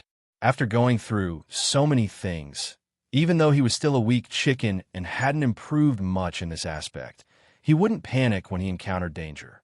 Instead, he calmly dodged the other party's dagger. Why? Rinpoche was puzzled. Why did the other party change his mind again? A dead man won't call the police. The burly man gritted his teeth and slashed the dagger in his hand toward Rinpoche again. Rinpoche's head was filled with question marks. No matter what, it wasn't worthwhile to kill someone, right? There shouldn't be any problem with his words unless the other party wanted to kill him from the start. Otherwise, it wouldn't make sense. However, he couldn't figure out what exactly was going on. However, he didn't have time to think. He narrowly dodged the dagger and slashed at the other party's hand with the back of his hand. Rinpoche's ferocious nature was aroused. After all, he had killed people before. At this moment, he couldn't be like a lamb. Rinpoche's kitchen knife happened to slash at the other party. It was fast and ruthless. The burly man couldn't stop in time and was directly chopped off by Rinpoche. He immediately cried out in pain and covered his arm. "Fuzi!" The other person rushed out of the room and was shocked to see this scene. He took out a dagger and stabbed at Rinpoche. Rinpoche barely dodged, but his ribs were cut. The pain was transmitted directly to his brain, causing him to groan. That person stabbed at Rinpoche's neck again. At the same time, the burly man called Fuzi endured the pain and used his left hand to pick up the dagger. When Rinpoche saw that he was about to be attacked by two people, he quickly shouted, "Help!" and turned to run. When the other party heard Rinpoche shout, he became anxious and chased Rinpoche downstairs with his knife. It was pitch black downstairs. His eyes couldn't adapt to the darkness, and he almost couldn't see anything. At this moment, Rinpoche suddenly stopped in his tracks and swung his kitchen knife at the man's neck. Blood immediately spurted out like a fountain. That person went limp without making a sound. Rinpoche's palms were also sweating. It wasn't because he had killed someone, but because it was too scary to fight with a real knife and gun. His heart was about to jump out of his chest. At this moment, Fuzi, who had a broken arm, ran down from upstairs. When he saw the other person lying on the ground, he immediately turned around and ran back. Rinpoche heaved a sigh of relief and slowly followed him up the stairs. He thought to himself that this was considered legitimate self-defense. It should be fine to call the police, right? He wasn't afraid of anything else, but he was afraid that he would be detained for a few days. If that happened, he would be in big trouble. If he disappeared from the detention center, he wouldn't be able to explain himself. That burly man pointed the knife in Rinpoche's direction. His whole body was trembling, and his face was covered in sweat. It was unknown whether it was because of pain or fear. Originally, he was prepared to kill Rinpoche, but he didn't expect Rinpoche to kill him. At the same time, blood was spurting out of his wrist. If you don't go to the hospital, you will probably bleed to death. Rinpoche kindly reminded him. That person being hacked to death by Rinpoche should be considered legitimate self-defense. If this person were to bleed to death, it wouldn't be easy to determine. Rinpoche was afraid that there would be trouble. That burly man stared at him fiercely and rushed over to stab him again. However, he only had one hand, and it wasn't his right hand that he was used to. How could he be a match for Rinpoche? Rinpoche's knife slashed at his chest, and he immediately fell to the ground. However, he was still breathing and didn't die. It was just that he bled a little too much, and his ribs might have been fractured. Rinpoche then relaxed, picked up the phone, and called the police. I have 2 people who broke into my house to steal and try to silence me with a knife. I accidentally hacked one of them to death, and the other one is half dead. Rinpoche reported his address to the police, following which he called Chunqing. Chunqing sleepily picked up the phone. Big brother, what time is it now? I killed someone. Rinpoche's words immediately woke Chunqing up. He quickly asked, what's the situation? Where is it? Does anyone know? Upon hearing Chunqing's words, Rinpoche felt warmth in his heart. After all, they were friends. Chunqing's first reaction wasn't to call the police to arrest him. Instead, it sounded like Chunqing wanted to help him deal with the aftermath. There were 2 burglars at my house. They broke into my house to steal and tried to kill me with a knife. During the fight, I hacked one of them to death and the other one was seriously injured, Rinpoche said unhurriedly.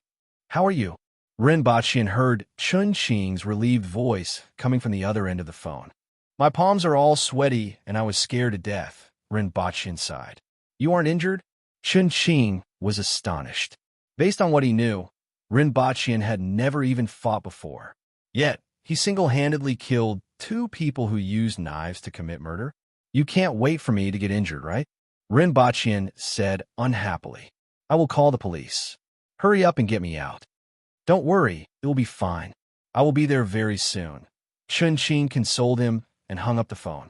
Rinpoche leaned against the wall and sat down. When he was talking to Chunqing on the phone, his tone was still considered calm. However, his heart felt like it was about to jump out of his chest. Fighting hand-to-hand with a knife. It was too thrilling. It was too exciting. Rinpoche's adrenaline was surging. He was excited and scared at the same time. The police moved very quickly. In 6 to 7 minutes, they arrived at the neighborhood and went upstairs to knock on the door. Only then did Rinpoche go downstairs to open the door. He almost slipped on the blood on the floor. When the police came in, they saw a person lying on the floor of the staircase. His body was covered in blood. There's another one upstairs. Rinpoche pointed upstairs. 2 police officers stood on his left and right and restrained him to interrogate him about the situation. The other 2 officers went upstairs to investigate the scene. Rinpoche briefly explained the situation, including the conversation between him and the 2 men. With an innocent face and lingering fear, he pointed at the person lying on the floor and said, he still has a few pieces of my jade pendants in his pocket. If it took my things, I would have tolerated it. But who would have thought that they would take my things and try to silence me? I was scared to death. The 2 police officers used a recording pen to record the situation. The ambulance had also arrived downstairs and sent the 2 men away. Rinpoche then followed them to the police station. Just as he entered the police station, the identities of the 2 men were investigated. They were the murderers of the massacre in a certain city and had fled to this area. Now, it was clear why the 2 men wanted to kill Rinpoche to silence him. As long as Rinpoche called the police and revealed their appearance, they would immediately be arrested by the entire city. Therefore, they might as well go all out and kill Rinpoche to silence him. They did not expect to meet a tough nut to crack this time. 10 minutes later, Chunqing also arrived at the police station. After asking about the situation, he patted Rinpoche's shoulder and gave him a thumbs up. An ordinary person would have panicked in such a situation. It was not easy to escape, let alone counterattack. After giving his statement at the police station and waiting for the report, Rinpoche and Chunqing finally walked out of the police station in the wee hours of the morning.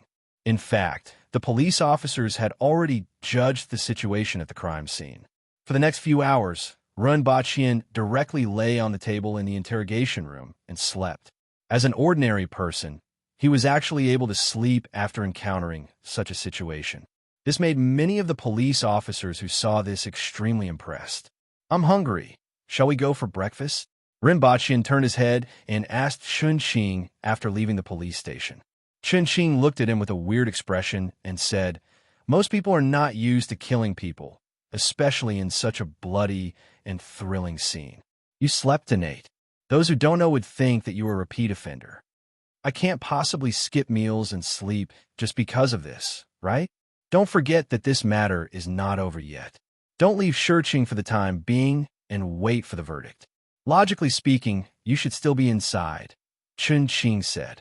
Although the matter was almost settled, otherwise, even if he used some connections, Rinpoche would not be released so quickly. Chapter 240. His surroundings were dark blue, and the only light coming from above prevented the surroundings from falling into complete darkness. The omnipresent water pressure pressed down on Rinpoche's muscles and bones, but Rinpoche was trying his best to go down. All thoughts were thrown out of his mind, and there was only one thought in his mind: go down. After an unknown period of time, he suddenly woke up when he lost all his strength. Phew! Rinpoche gasped for breath. Just now, it was as if all the air in his chest had been squeezed out. After a while, Rinpoche clenched his fists. They were soft and powerless, but his eyes were shining. Today, he actually dived 1 meter more. One had to know that after practicing Rui visualization for so long, he could only dive half an inch more every day after taking a medicinal bath. Every 7 days, he could only dive 1 meter more. 7 days was the period in which he absorbed all the medicinal effects of a medicinal bath. However, today, he dived 1 meter more than the day before yesterday. Why did such a change happen? Rinpoche was deep in thought. There are no other changes these days. He didn't practice yesterday, but today he dived 1 meter more, which was equivalent to absorbing the effects of a medicinal bath. The only thing that happened in the past 2 days was that he killed one person and seriously injured another last night. As for killing and seriously injuring people, he couldn't think of any relationship between his progress and cultivation. In that case, was there any change in his body during that soul-stirring counterattack? Rinpoche felt that the possibility of unlocking one's potential during a life and death battle was the highest. No expert could become the world's #1 by hiding under a cliff and practicing hard for 30 years. Usually, such people would jump out and shout, "I'm already the world's #1, and then be smacked to death by a shoe that came flying out of nowhere. Life and death battles not only allowed people to master various skills, reactions, judgment, and the experience of encountering danger, but also caused some changes in the human body. Rinpoche felt that this wasn't difficult to understand. This was because the human body had always had a lot of secrets. When encountering danger, some people could even unleash a strength that was several times stronger than usual. This was the potential of the human body. This should have happened to him this time, right? On one hand, it was a life and death battle, and on top of that, it was the martial arts that he practiced. Should he go back and try it out? Let the guards practice with him? Rinpoche thought about it, and felt that this idea wasn't very reliable. Firstly, sparring was different from a real life and death battle. Secondly, he reckoned that he wouldn't even be able to defeat the guard with one hand. Finding himself a 10-year-old kid was more like it. No matter what, it was better to go back and give it a try. There was no harm. If he really had to go through life and death battles to train, then it was better for him to continue slowly taking medicinal baths. If he went looking for stimulation when he had nothing to do, he might really die. His mind was filled with thoughts, and he grew more and more tired. He didn't know when he would fall asleep. Rinpoche didn't know how long he had slept. He was awakened by hunger. His stomach was like a drum, and the feeling of hunger was really unbearable. When he got out of bed, he looked out the window and saw that the sky was still dark. He looked at his phone and realized that he had only slept for 3 hours. However, his stomach was already rebelling. Other than eating, Rinpoche had no other thoughts. When he arrived downstairs, the bloodstains on the ground had been cleaned up, and the smell of blood had long disappeared. As for the fact that someone had just died, which was unlucky for others, he did not care at all. After eating a bowl of instant noodles, Rinpoche touched his stomach and felt that he had come back to life. Then, he felt a strong sense of hunger again. He ate 3 bowls of instant noodles in a row, but his hunger was still not gone. He cooked 5 packets of frozen dumplings and ate them before he felt a little better. Damn it, I'm finally alive. Rinpoche touched his stomach and groaned. Could this be the change caused by the increase in strength? Does the body need a lot of energy? Rinpoche pondered.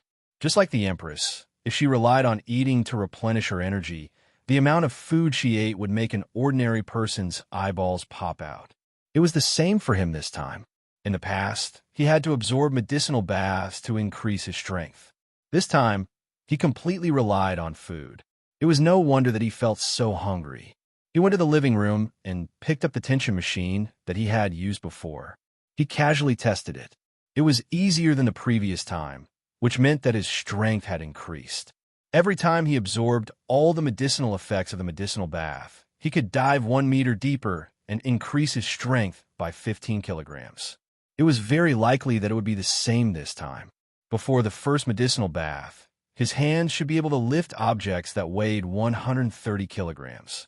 Now he could lift objects that weighed 190 kilograms. Even though it might not be comparable to an ordinary worker, this kind of improvement was enough to make him happy. Rinpoche went back to bed and slept. The next day, he went to buy the solar crystal panel and battery that he had his eyes on previously. This solar crystal panel could store 6 kilowatts of electricity. He only needed 2 sets to maintain the lights in Yangshin Palace Hall. If he bought 2 more sets, he might even be able to get the Empress a television or a game console. Following which, he bought 2 Chinese-style floor lamps. The style was similar to the palace lamps in the past. There was a wind on the top and a paper lantern hung below. There were even flowers and birds painted on the lantern. The light bulb inside was 20 watts. The battery could last for 90 hours, which was sufficient. Next time, he would buy a battery as well as a spare one. 2 days later, Rinpoche brought the 2 floor lamps and a battery back to Pingle Park. The battery, the solar crystal panel, and the inverter weighed 70 kilograms. The 2 floor lamps added up to 17 kilograms. There were still 8 kilograms of empty space. Rinpoche brought some candies, popcorn, and hot pot base ingredients. It was morning when he returned to Pingle Park. Rinpoche first soaked in a medicinal bath, following which he used the walkie-talkie to call the Empress. A moment later, the walkie-talkie was connected. Before Rinpoche could say anything, he heard a clamor coming from the other end of the walkie-talkie. Tongjinya, you old man. Today, I will let you have a taste of the sharpness of my saber. Sir Qin, I will fight you with only one hand. Tongjinya's voice came from the other end of the walkie-talkie. Why, I am so angry. Today, I will definitely chop you up. Following which, there was a clamor. Some were jeering, and some were jeering. Rinpoche actually didn't hear anyone trying to stop the fight. Rinpoche was speechless. This was the imperial court of Dayo. It was indeed filled with the style of the aboriginals. Qin Chuan was the minister of war, right? The blood of the minister of war and the minister of works was spilled every 5 steps in the imperial court. If this happened in modern times, it would be on the headlines for half a month. Just as Rinpoche was listening attentively, the Empress switched off the walkie-talkie. This made Rinpoche feel very regretful. Only until noon did someone come to Pingle Park to look for Rinpoche. Deputy Prefect Run, Her Majesty summons you to Yangshin Palace Hall to accompany her for lunch. Rinpoche asked the Imperial Guards to help carry the box all the way to Yangshin Palace Hall. The Empress was sitting on the couch with her hands on her head. He wasn't sure if she was having a headache because of the matters in the imperial court. Seeing the box being lifted, the Empress raised her head and asked curiously, "What's this?" "Floor lamp. Her Majesty doesn't have to suffer from the smoke of the oil lamp anymore." Rinpoche laughed. After lunch, Rinpoche bustled back and forth to unpack the box. 2 floor lamps were placed on both sides of the Empress's wooden couch. The style of the ancient palace lamps was just right for this palace hall. Rinpoche placed the battery behind the wooden couch. Then, he plugged in the table lamp and switched on the power cord. The floor lamp immediately lit up. A warm yellow light shone through the lampshade. It wasn't glaring and was just nice to illuminate the surroundings of the wooden couch. Qing Yuan and Hong Wan's small mouths formed an O shape. Previously, they saw Rinpoche taking out a bunch of boxes, wires, and other things, but they didn't see him adding oil to the lamp wick. How did the lamp light up? The Empress felt the light coming from both sides of the lamp and nodded her head slightly. This kind of brightness was very comfortable in the palace hall. It was slightly brighter than the oil lamp, and it wouldn't flicker. Most importantly, she didn't have to suffer from the smoke anymore. Just as Rinpoche was looking at the floor lamp with a satisfied look on his face and felt that he'd done a great thing by spreading the light to the other world, the Empress suddenly asked, "Did you bring the eru that you promised me? Did you bring it?"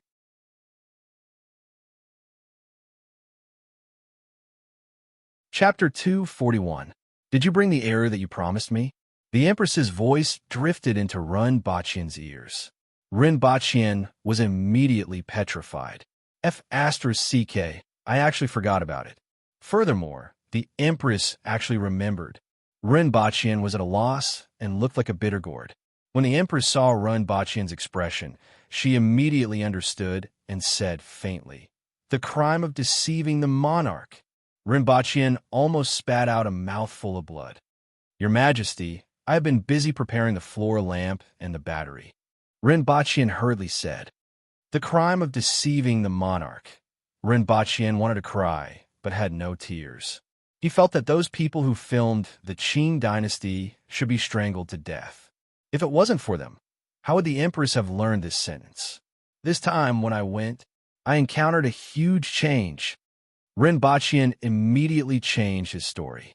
Oh, the Empress was slightly curious when she heard this. At least, Rinpoche seemed to be fine now, which meant that there were no major problems. "The 2 of you can leave."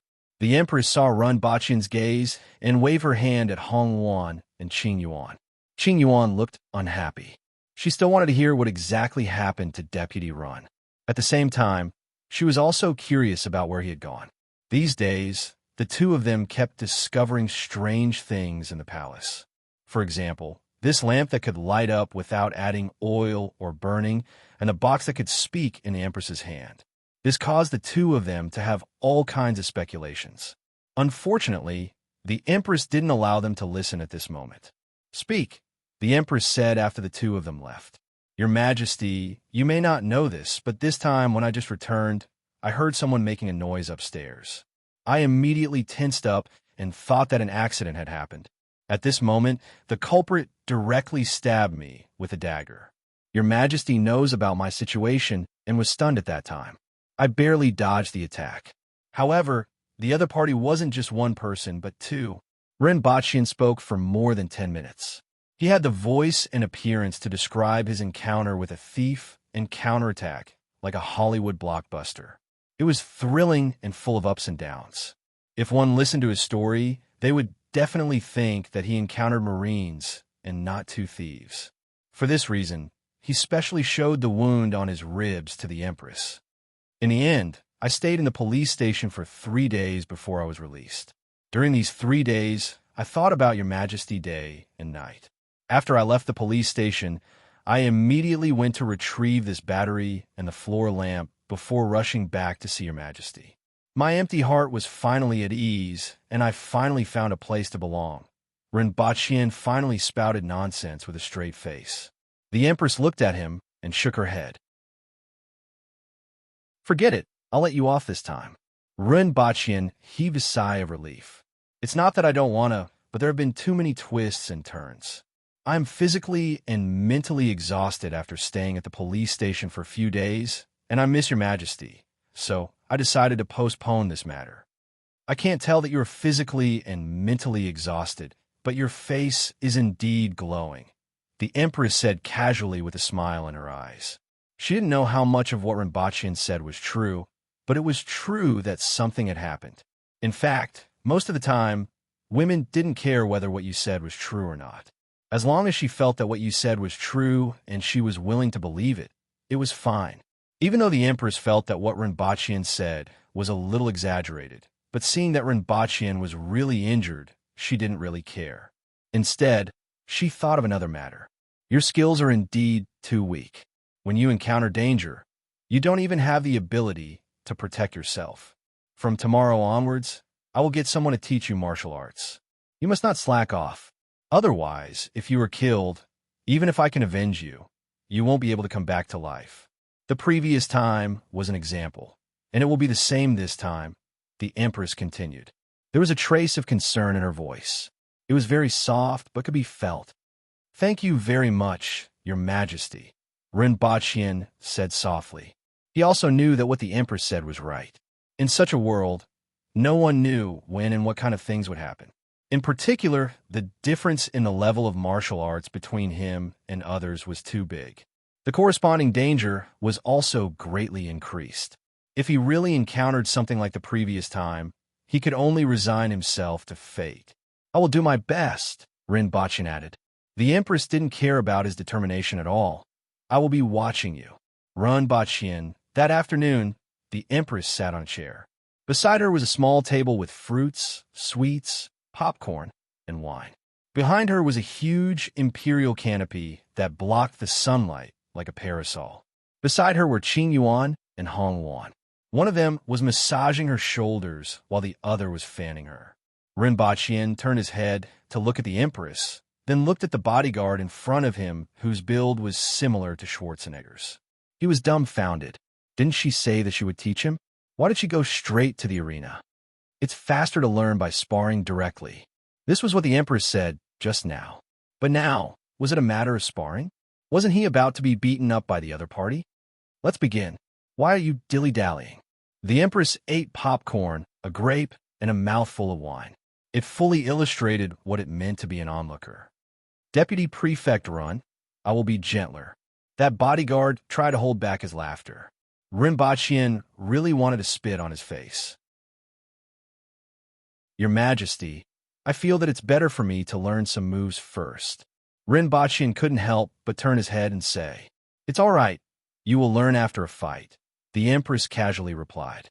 Rinpoche looked at the muscular bodyguard in front of him helplessly.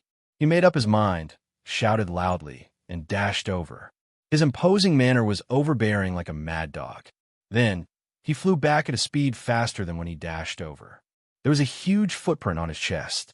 Rinpoche clutched his chest as he lay on the ground and looked up at the sky. He muttered to himself, Oh, life, don't be lazy, I'm watching. The Empress was all smiles as she ate popcorn and drank ergo too. More than 2 hours had passed. Rinpoche was lying on the ground. His whole body was covered in dust. Other than his face, which was still fine, there wasn't a single part of his body that was fine. Your Majesty, I really can't do it. I feel like I'm seriously injured. Rinpoche's voice was full of grief, like a cuckoo crying blood. Oh, in that case, I will teach you a set of boxing techniques tomorrow. You can try again, the Empress said. Rinpoche lay on the ground and refused to get up no matter what. If the Empress had said this earlier, he wouldn't have had to suffer this beating. At this moment, the sun had already set. Rinpoche looked at the setting sun and thought about how he used to run under the setting sun, as well as the youth that had finally passed away. You are too crafty and very lazy. If it was someone else who had this opportunity, they wouldn't hesitate to train hard every day, but you didn't even think about it. If you don't suffer a little, you will definitely be lazy. In the future, you will handle your work in the morning, practice your boxing techniques in the afternoon, and practice sparring on the other days, the Empress said sternly. After hearing these words, Rinpoche knew that his good days were completely over.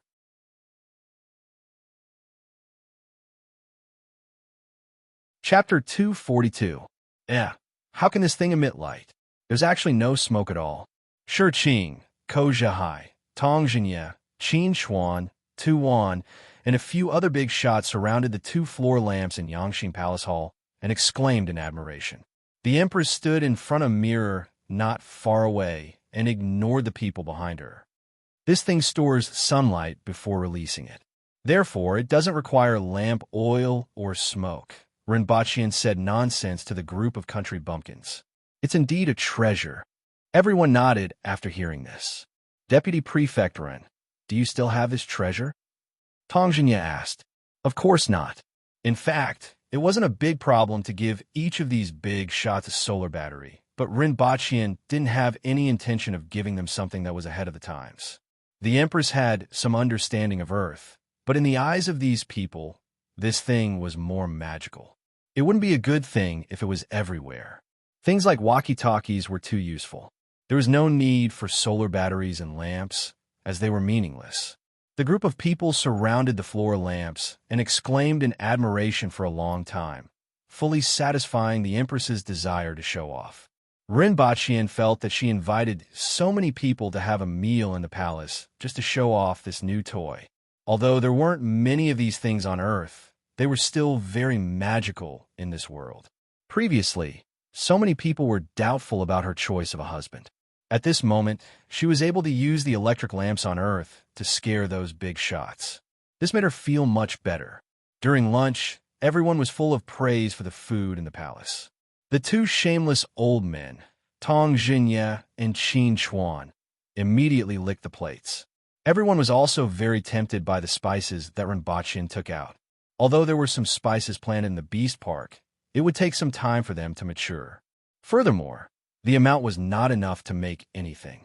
They could only hope that Rinpoche would quickly add more spices. After lunch, Tong Zhinya pulled Rinpoche to one side and said, I heard that Deputy Prefect Ren wants to buy land. I have a few hundred acres of land and can transfer some to you. What do you think, Deputy Prefect Ren? Sir Tong, it's not me who wants to buy land. It's Her Majesty who wants to buy land. Rinpoche immediately corrected Tong Zhinya. However, Tong Zhinya's ears were really sharp. Tung Hulu and Tai Dao had only been out for 2 days, and he already knew about it. In fact, Rinpoche had forgotten about one thing. That day at the Beast Park, he mentioned that he was going to look for some land to plant spices. It's all the same, Tong Zhinya replied indifferently. The imperial family had not bought any land for many years. Everyone knew whose idea it was to suddenly buy land. How many mu of land can Sir Tong transfer? What do you want? Rinpoche asked. He didn't believe that Tong Zhinya was inspired by Her Majesty and immediately sold a portion of his family's land to the Empress after knowing that she wanted to buy land. 50 mu. Spices, at least 10 mu of spices. I won't take them for free, just sell them to me, Tong Zhinya immediately said. Rinpoche felt that this amount was pretty good. 50 mu of land wasn't a small amount. This morning, Tung Hulu came to the palace and said that the fields around Lan City were distributed to the soldiers who had rendered meritorious service when the country was founded. Although the annual harvest was not much, not many people were willing to sell. Although they could buy spices, they were scattered all over the place and were far from Rinpoche's requirements. I can only sell them to you for 3 years, Rinpoche added. What if I transfer 100 mu of land to you? Tong Zhinya thought for a while and asked, I will sell 20 mu of spices to you for 5 years. There is no need for more than that. By then, the production of spices should be very large, and you should be able to buy them easily, Rinpoche said. In fact, if they were to plant their own spices, they might not even need 5 years. However, they couldn't possibly plant the spices the moment the Empress planted them, right? Wouldn't that be snatching food from the mouth of the imperial family? Rinpoche felt that 5 years was more or less enough.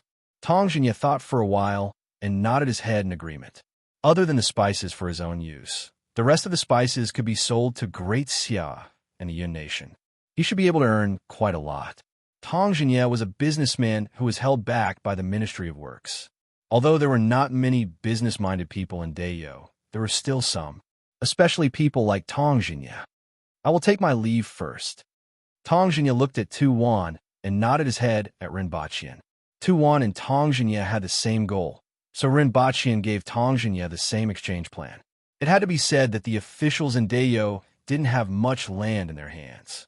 Rank 3 officials like Tong Jinya and Tu Wan, who were already at the top, actually had a few hundred to 1,000 mu of land in their hands. If Rinpochian didn't hear it with his own ears, he wouldn't dare to believe it. Even on the surface, it was still too little. Furthermore, what the two of them said might be true. The Aboriginals actually didn't care much about land because these lands were distributed to the meritorious soldiers in the past. It was more of a kind of glory for them to keep the land near Lan City. In the afternoon, the Empress and Rinpochian stood at the martial arts arena in the palace. This was the first time Rinpochian knew that there was such a place in the palace. There were many stone locks, stone balls, and other things in the surroundings. Watch my moves. The Empress was still wearing her red muslin dress. After she finished speaking, she stood there and practiced a set of boxing techniques. When she started her first move, Rinpochian's mind immediately shifted away from the Empress's figure. Austere. This was Rinpochian's first feeling. As soon as the Empress started her moves, Rinpochian felt a murderous aura around him, as if he was on a battlefield. Mighty. The Empress's moves weren't fast or complicated, but every punch made an explosive sound in the air, as if the air had exploded.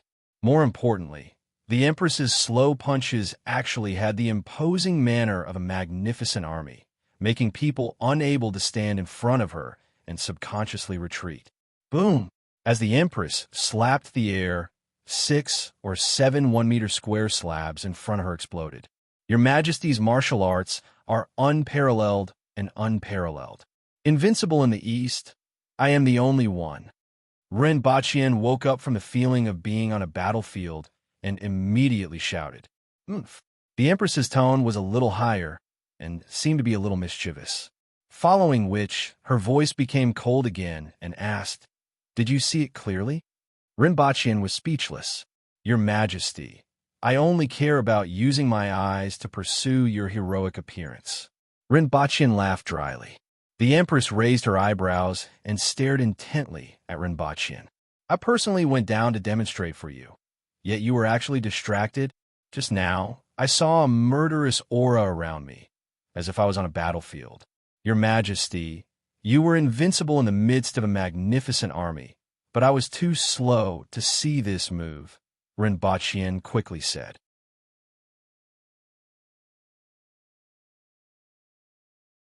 Chapter 243. Rinpochian's upper body was exposed as he stood in the middle of the arena. Over the past few months, he had grown quite a bit of muscle.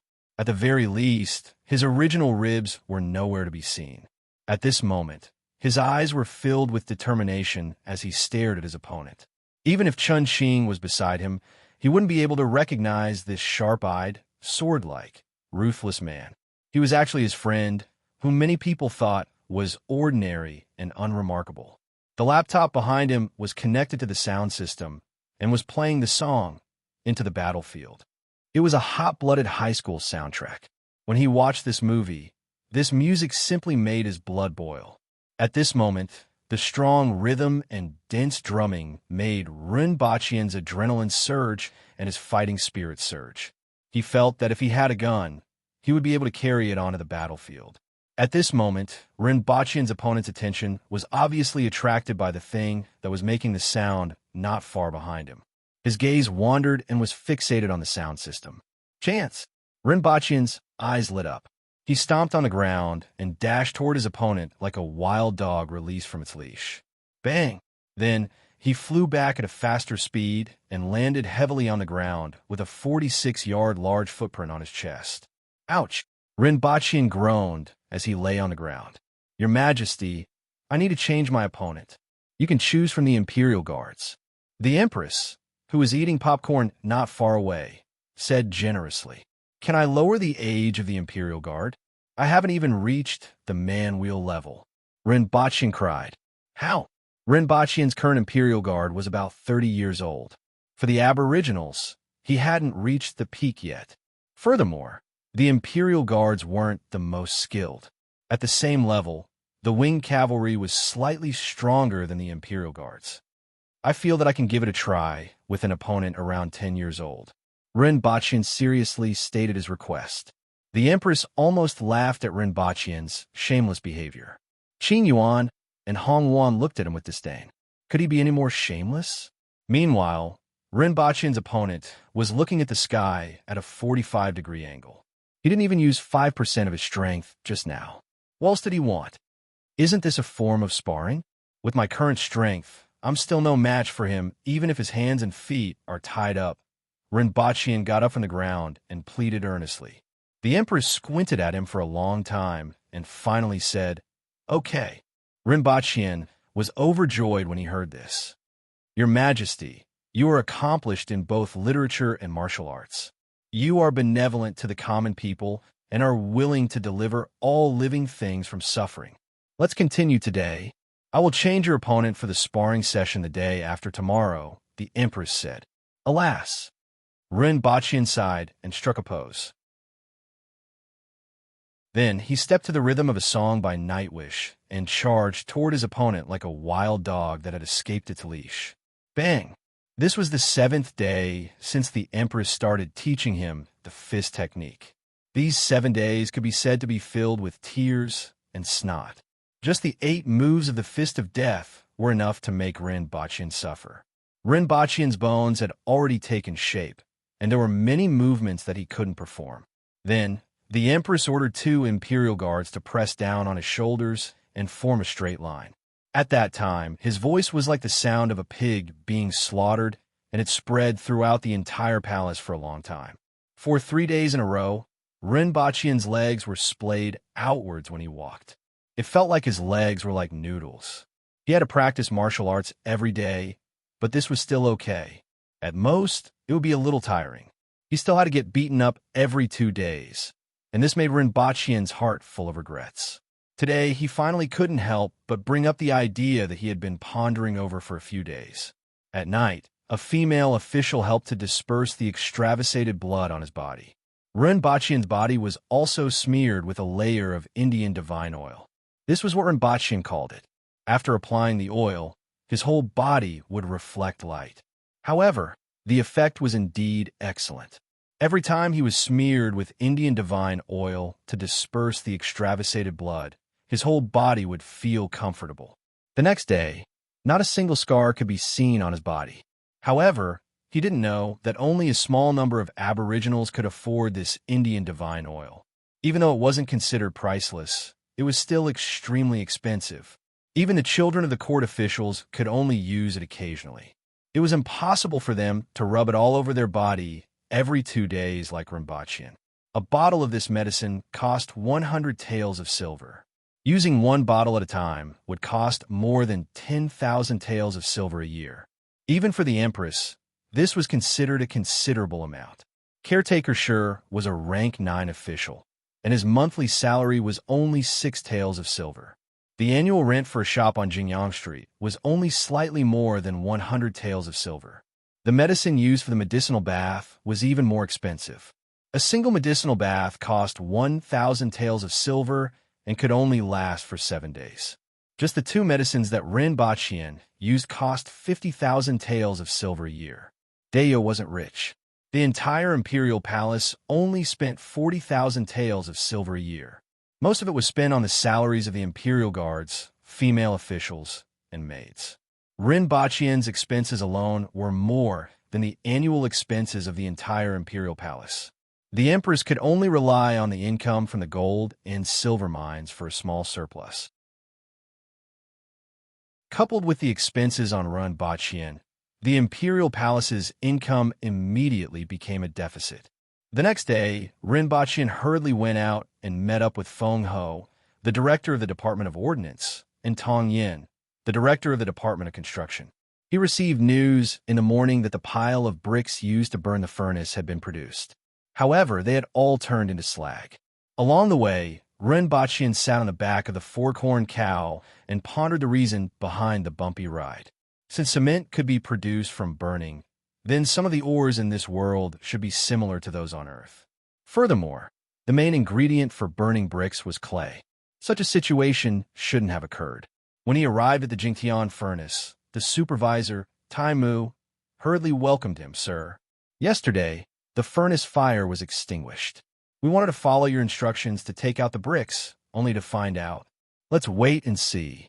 Ren Baqian waved his hand and hurriedly rushed to the furnace. The bricks inside had not been taken out yet. Ren Baqian went down the ladder and saw that only half of the bricks were left. The rest had turned into slag and fell to the bottom of the furnace. The remaining bricks looked cracked on the surface. Many of them were bulging. When he touched them with his hand, they immediately turned into fragments. Ren Baqian frowned. What was going on? Sir Run, how is it? Tong Yin shouted from above. After drinking together at the brothel, everyone was very familiar with each other. Ren Baqian frowned and climbed out of the furnace with dust all over his body. He said to Tai Mu, do it again. I want to see what the problem is. Then he said to Tong Yin, I'm not sure. Let's see.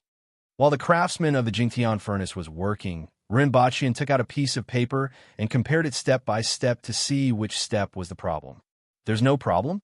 Ren Baqian muttered. He personally saw the craftsman of the Jingtian furnace crushing, stirring, and kneading the brick step by step. There was no problem at all. Could it be that there's something wrong with this piece of paper?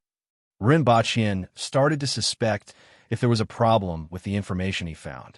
There might be something that wasn't written on this piece of paper. Sir Ren, what's this? Tong Yin and Feng Ho leaned their heads over. Just now, they saw him holding a piece of paper and mumbling to himself. I remember some things, Ren Baqian replied casually. In any case, the two of them couldn't understand it. I've never seen this kind of writing before. Tong Yin glanced at it and shook his head. Ren Baqian ignored him. It would be strange if he had seen it before. Hey, what are you guys doing? Ren Baqian looked at the craftsman as he sent the kneaded bricks into the furnace. Sir, you said to burn it. The craftsman looked at him blankly. Dry it in the shade first. How are we going to burn it if we send it in like this? Ren Baqian's eyes widened. It was clearly written on the paper that it had to be dried in the shade. Sir, you told us to burn it in this way the last time. Tai Mu was dumbfounded. How is that possible? The bricks haven't even dried yet. How can they be burned? Ren Baqian stared at him. Sir Ren, you didn't say to dry it in the shade the last time. This is how we burn it, Feng Ho said righteously. Ren Baqian looked at Feng Ho with disdain and said, how is that possible? He thought to himself, damn it, did you really not say it the last time? Thinking about it carefully, it seemed that the last time, the cement and the bricks were all done in one day. How could there be time to dry it in the shade?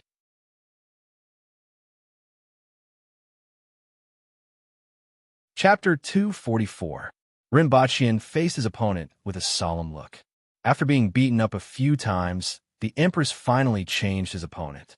Following his shameless request, she changed his opponent to a 10-year-old child. Not only that, it was a girl. She was dressed in white silk clothes and had delicate skin. She looked like a delicious Lolita. Upon seeing this Lolita, Ren Baqian's mind was filled with the death penalty of at least 3 years in prison. Your Majesty, I can't do it. Ren Baqian frowned for a long time before sighing and turning his head to look at the Empress. If you can win, I will give you a reward. The Empress's voice carried a hint of charm. Ren Baqian listened to the Empress's voice and didn't get carried away. The fact that the Empress dared to say such a thing clearly showed that he couldn't beat this Lolita. Why don't you change your opponent to an 8-year-old? The Empress, Qing Yuan, Hong Yuan, the Imperial Guards, and even the Lolita were shocked. Each and every one of them widened their eyes. Can you be any more shameless? I'm just joking. Why don't you change your opponent to a boy? Ren Baqian laughed mischievously. If it was a boy, he should be able to do it. Defeat her first, the Empress said while eating shaved ice. Ren Baqian sighed, lowered his head, and jogged over. He opened his notebook and played Nightwish She's Mystical in. The atmosphere immediately exploded. The little loli stared curiously at the two big boxes that were producing the sound with a pair of cute eyes. Her fingers subconsciously followed the rhythm of Nightwish song. How do I address you? Ren Baqian finally put on a serious look, cupped his fists at the Lolita and said calmly. The Lolita glanced at him, cupped her fists, and said, Tonglan. Rinpochian felt that this Lolita was definitely not from an ordinary family.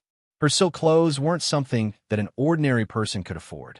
When he heard her surname was Tong, he subconsciously felt that she might be related to Tong Jianye. How is she related to the Minister of Works, Sir Tong? Rinpochian asked again. That's my grandfather, Tong Lan said softly. Oh, as expected. Rinpoche nodded.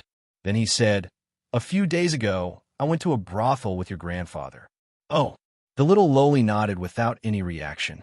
Come on, one look, and I can tell that you don't know what a brothel is. You have wasted your words, Rinpochian thought to himself when he saw her acting like this. At this moment, the Empress's cold voice sounded beside his ear. You really can't forget it. Why don't I accompany you? This subject is using tactics. As the saying goes, attacking the heart is the best. The best strategy is to attack the stratagem. Rinpochian saw that the little Lolita didn't have any reaction, but the Empress reacted first. He immediately turned around and spoke in a deadpan manner. Everyone had a look of contempt on their faces. Don't you have any shame?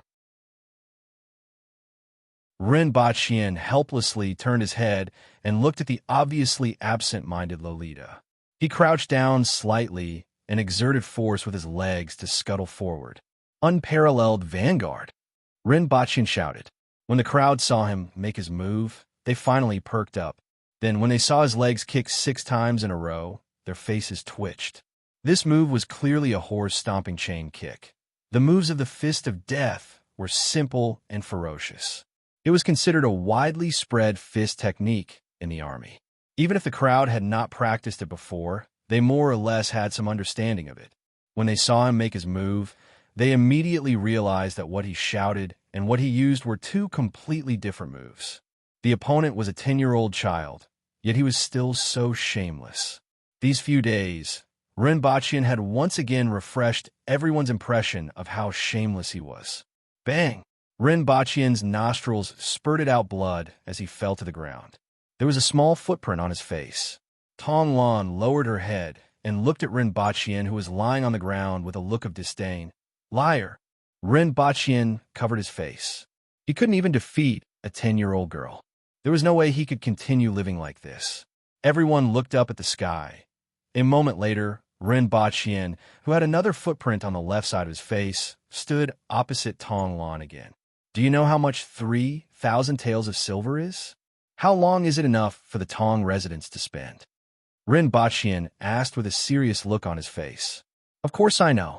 My monthly allowance is only 3 taels of silver. The Tong residence's monthly expenditure is also less than 1,000 taels of silver. Tonglan raised her small face and replied, I owe your grandfather 3,000 taels of silver. If you slap my face again, I won't return the money, Rinpochian threatened. The Empress, Hong Luan and Qing Yuan, the Imperial Guards, Tonglan widened her eyes. Before today, she had never thought that someone could be so shameless. Chance! Rinpochian saw that she was distracted and immediately shouted, 100 battles on the battlefield. Both of his fists stretched out and stirred, creating an indomitable momentum. Everyone watched helplessly as he shouted, 100 battles on the battlefield. But in reality, he was using unparalleled vanguard. Bang! Rinpochian held his stomach and fell head first onto the stone slab. I didn't slap his face this time. It's only right and proper to repay a debt. Grandfather said that if someone owes you money and doesn't return it, you should beat him until he returns it. Tonglan lowered her head and said seriously. Rinpochian suffered a lot from this day. Finally, he sadly realized that he couldn't even defeat a 10-year-old child. Even if the other party was Tong Jinye's granddaughter and had practiced martial arts since young, she was still a 10-year-old child. Sitting in Yangxin Palace Hall, the Empress saw his downcast face and finally couldn't help but say something. Now that you know the difference in strength, you just have to work harder in the future. Your Majesty, Rinpochian raised his head gratefully. How about changing it to an 8-year-old opponent? I can't thank you enough. The Empress felt like slapping Rinpoche to death. Why didn't she realize that he was so shameless in the past? Your Majesty, the Aboriginals are indeed blessed by the heavens. Their individual strength is peerless, and I still need to work harder. Rinpoche immediately corrected himself. The Empress's expression became better. She took out a piece of paper from under the cushion on the couch and threw it to Rinpoche. Take a look. Rinpoche received the paper doubtfully and opened it to carefully read the words on it. After a while, Rinpoche raised his head in bewilderment and asked, "Poison warrior?" Jia Su had lived his entire life with such a title, and now it was pinned on him? Would Jia Su be so angry that he would jump out his coffin? The Empress nodded slightly and said, "Previously in Great Xia, we poisoned about 8,000 people to death with sarin gas, including the ones killed by the winged cavalry. Great Xia lost a total of 13,000 people. In addition, the 9 pavilions were also destroyed. After investigating for a long time, Great Xia determined that you were the culprit. After all, no one in Dayo is good at using poison, and you are the most suspicious. Great Xia might assassinate you. After all, according to their judgment, your existence is too dangerous to Great Xia, second only to the General-in-Chief who supports the nation, Hongwu. I feel that the people they sent are already on their way." Rinpoche continued to be bewildered. However, they didn't accuse you unjustly. Even though you didn't do it personally, it's almost the same. Furthermore, at the Falling Moon Gorge, you were the one who poisoned 2,000 people to death. You should be considered a meritorious deed, the Empress added. Rinpoche looked aggrieved and said, "Is it better for me to not leave the palace these few days? You can hide for a while, but you can't hide forever. You will have to leave the palace eventually. Therefore, practice your martial arts diligently and have more ability to protect yourself." The Empress frowned. The strength of the people that Great Xia sent to assassinate Rinpoche next time would probably not be the same as the previous 4. This made the Empress somewhat worried. However, there were still many things that Rinpoche needed to do. He couldn't possibly hole himself up in the palace forever, right?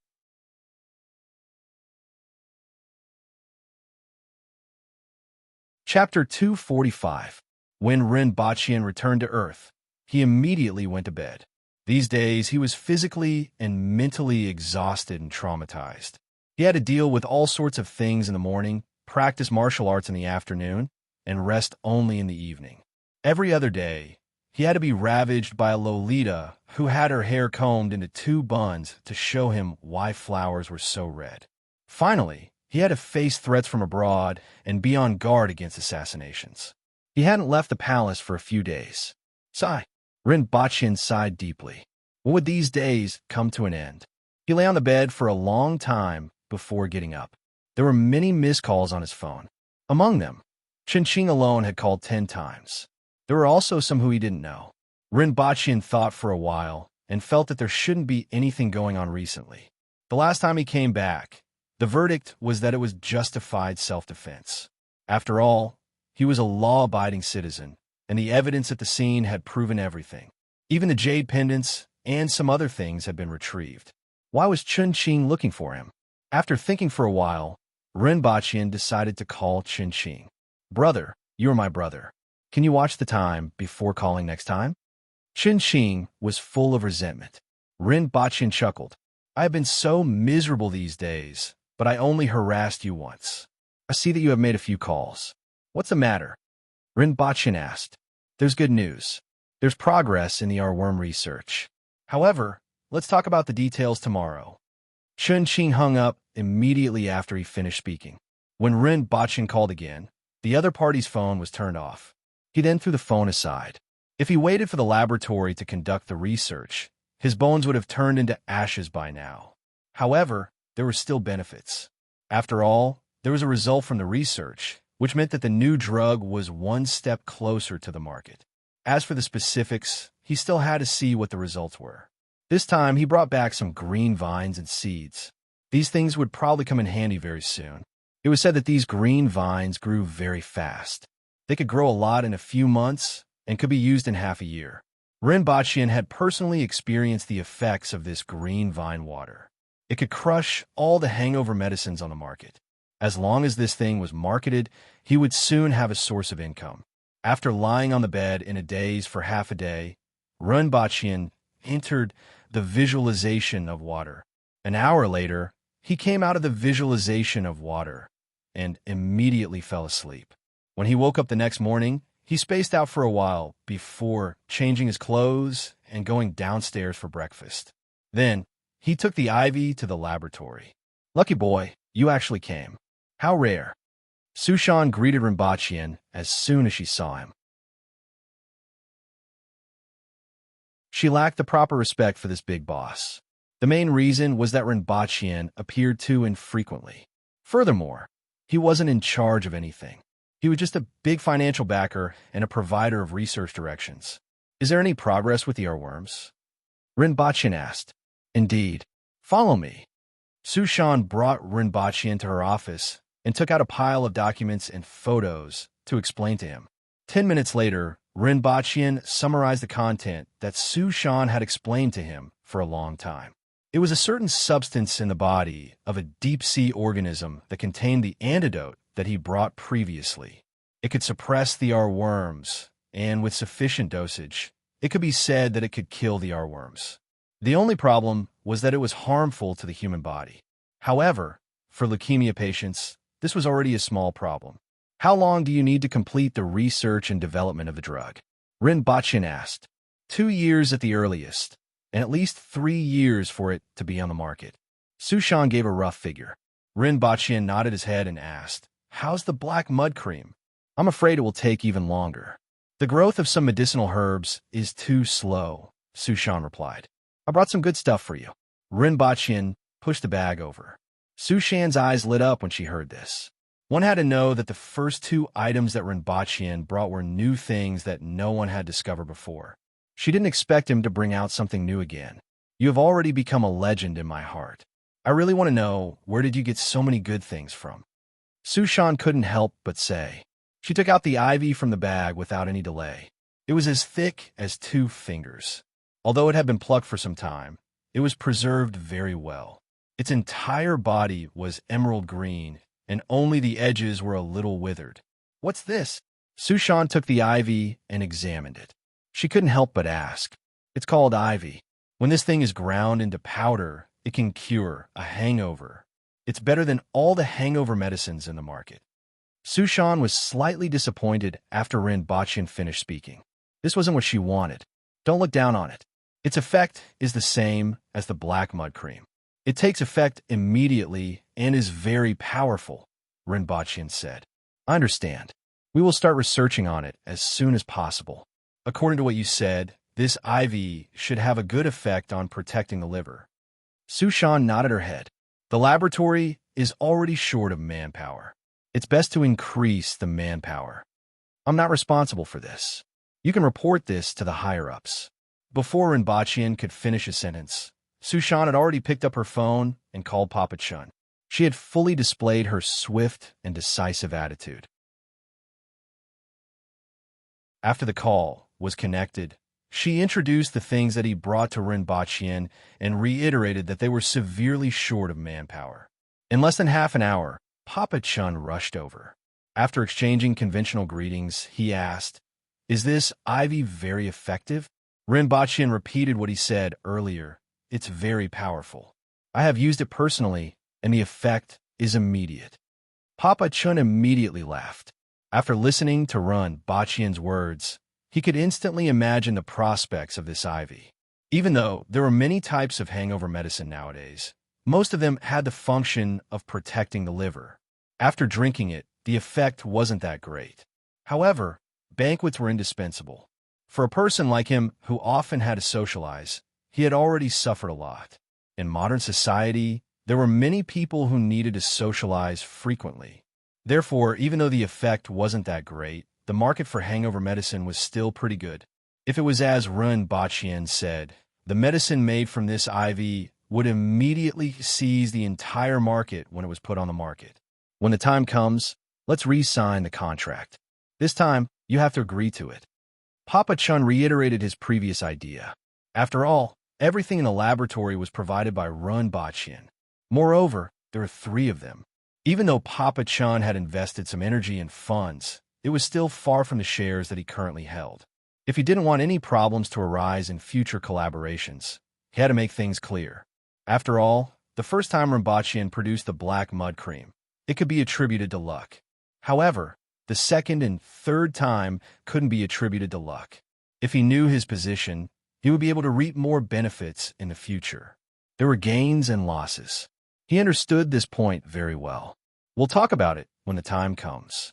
Rinpochian didn't seem to care. Seeing him like this, Papa Chun could tell that he was really not interested. He didn't say anything else. Next time, he would just prepare the contract for him to sign. At the same time, he was also very curious about what Rinpochian was doing now. After all, he didn't care about money. He also didn't care about managing the laboratory and the pharmaceutical factory. What did he care about? After Rinpochian bade farewell to Papa Chun and left the laboratory, he immediately made a call and went to an office building located a few streets away. There was already a middle-aged man waiting for him downstairs. After greeting him, Rinpochian followed the other party to the 6th floor. There was an area of about 300 square meters for rent. This is the place. It used to be a software company. However, they expanded and moved to a bigger place. The bespectacled middle-aged man introduced the place to Rinpochian. Did they go bankrupt? Rinpochian casually asked. The middle-aged man immediately cried out, "How is that possible? The feng shui here is excellent. Back then, we specially got someone to check it out." Rinpochian looked at him sideways. The other party's reaction made him even more suspicious. "You can find out by just asking around," Rinpochian said. The other party immediately felt a chill in his heart. This young man wasn't easy to fool. He immediately shut up and stopped complaining. "Forget it. Anyway, I don't care about what happened to the previous company." Rinpochian told the truth. He was prepared to hire some programmers to create a software that could convert Chinese characters into the language of the other world. When the time comes, he could directly convert the books he wanted into the language of the other world. He was prepared to throw money into this company, not to make money. The laboratory and pharmaceutical factory that he worked with Papa Chun were enough to make money. The market for hangover medicine alone was worth 500 million yuan a year. Furthermore, it was the same type of hangover medicine that protected the liver. When the hangover medicine made from green vines hit the market, with its powerful effects, not only would it occupy the entire market, but it would also expand the market by several times. It could even be sold overseas. At that time, the market for hangover medicine alone would be more than 1 billion yuan. It could even reach 2 to 3 billion yuan. Together with the other 2 medicines, the market would be worth at least several billion yuan every year. Furthermore, these medicines would immediately occupy the entire market after they were launched. Therefore, he had no qualms about setting up a company that only spent money and did not make money. 330 square meters, 16,000 yuan a month. Rinpochian immediately signed a 3-year contract with the other party and transferred a year's rent to them. After settling this matter, he went to look for the company that rented the house previously. It was almost time, and he was prepared to buy the house this time. 2 days later, the owner of the house became Rinpochian. He could be considered to have his own house in this city, even though it was no longer important to him. However, on this bright and beautiful morning, the image of the Empress sitting on the sofa, eating ice cream and watching television while he made breakfast in the kitchen would forever remain in his memory. Before returning to the other world, Rinpochian still felt a little regretful. Actually, he was prepared to sign up for a mixed martial arts class. He felt that it would be the fastest way to increase his combat power in a short period of time. At least, he would not be trampled on by a little Lolita every day. However, these days, he was busy handling the transfer of the house. He also had to find a headhunting company to help him find an assistant. Unfortunately, he was not satisfied with a few of them.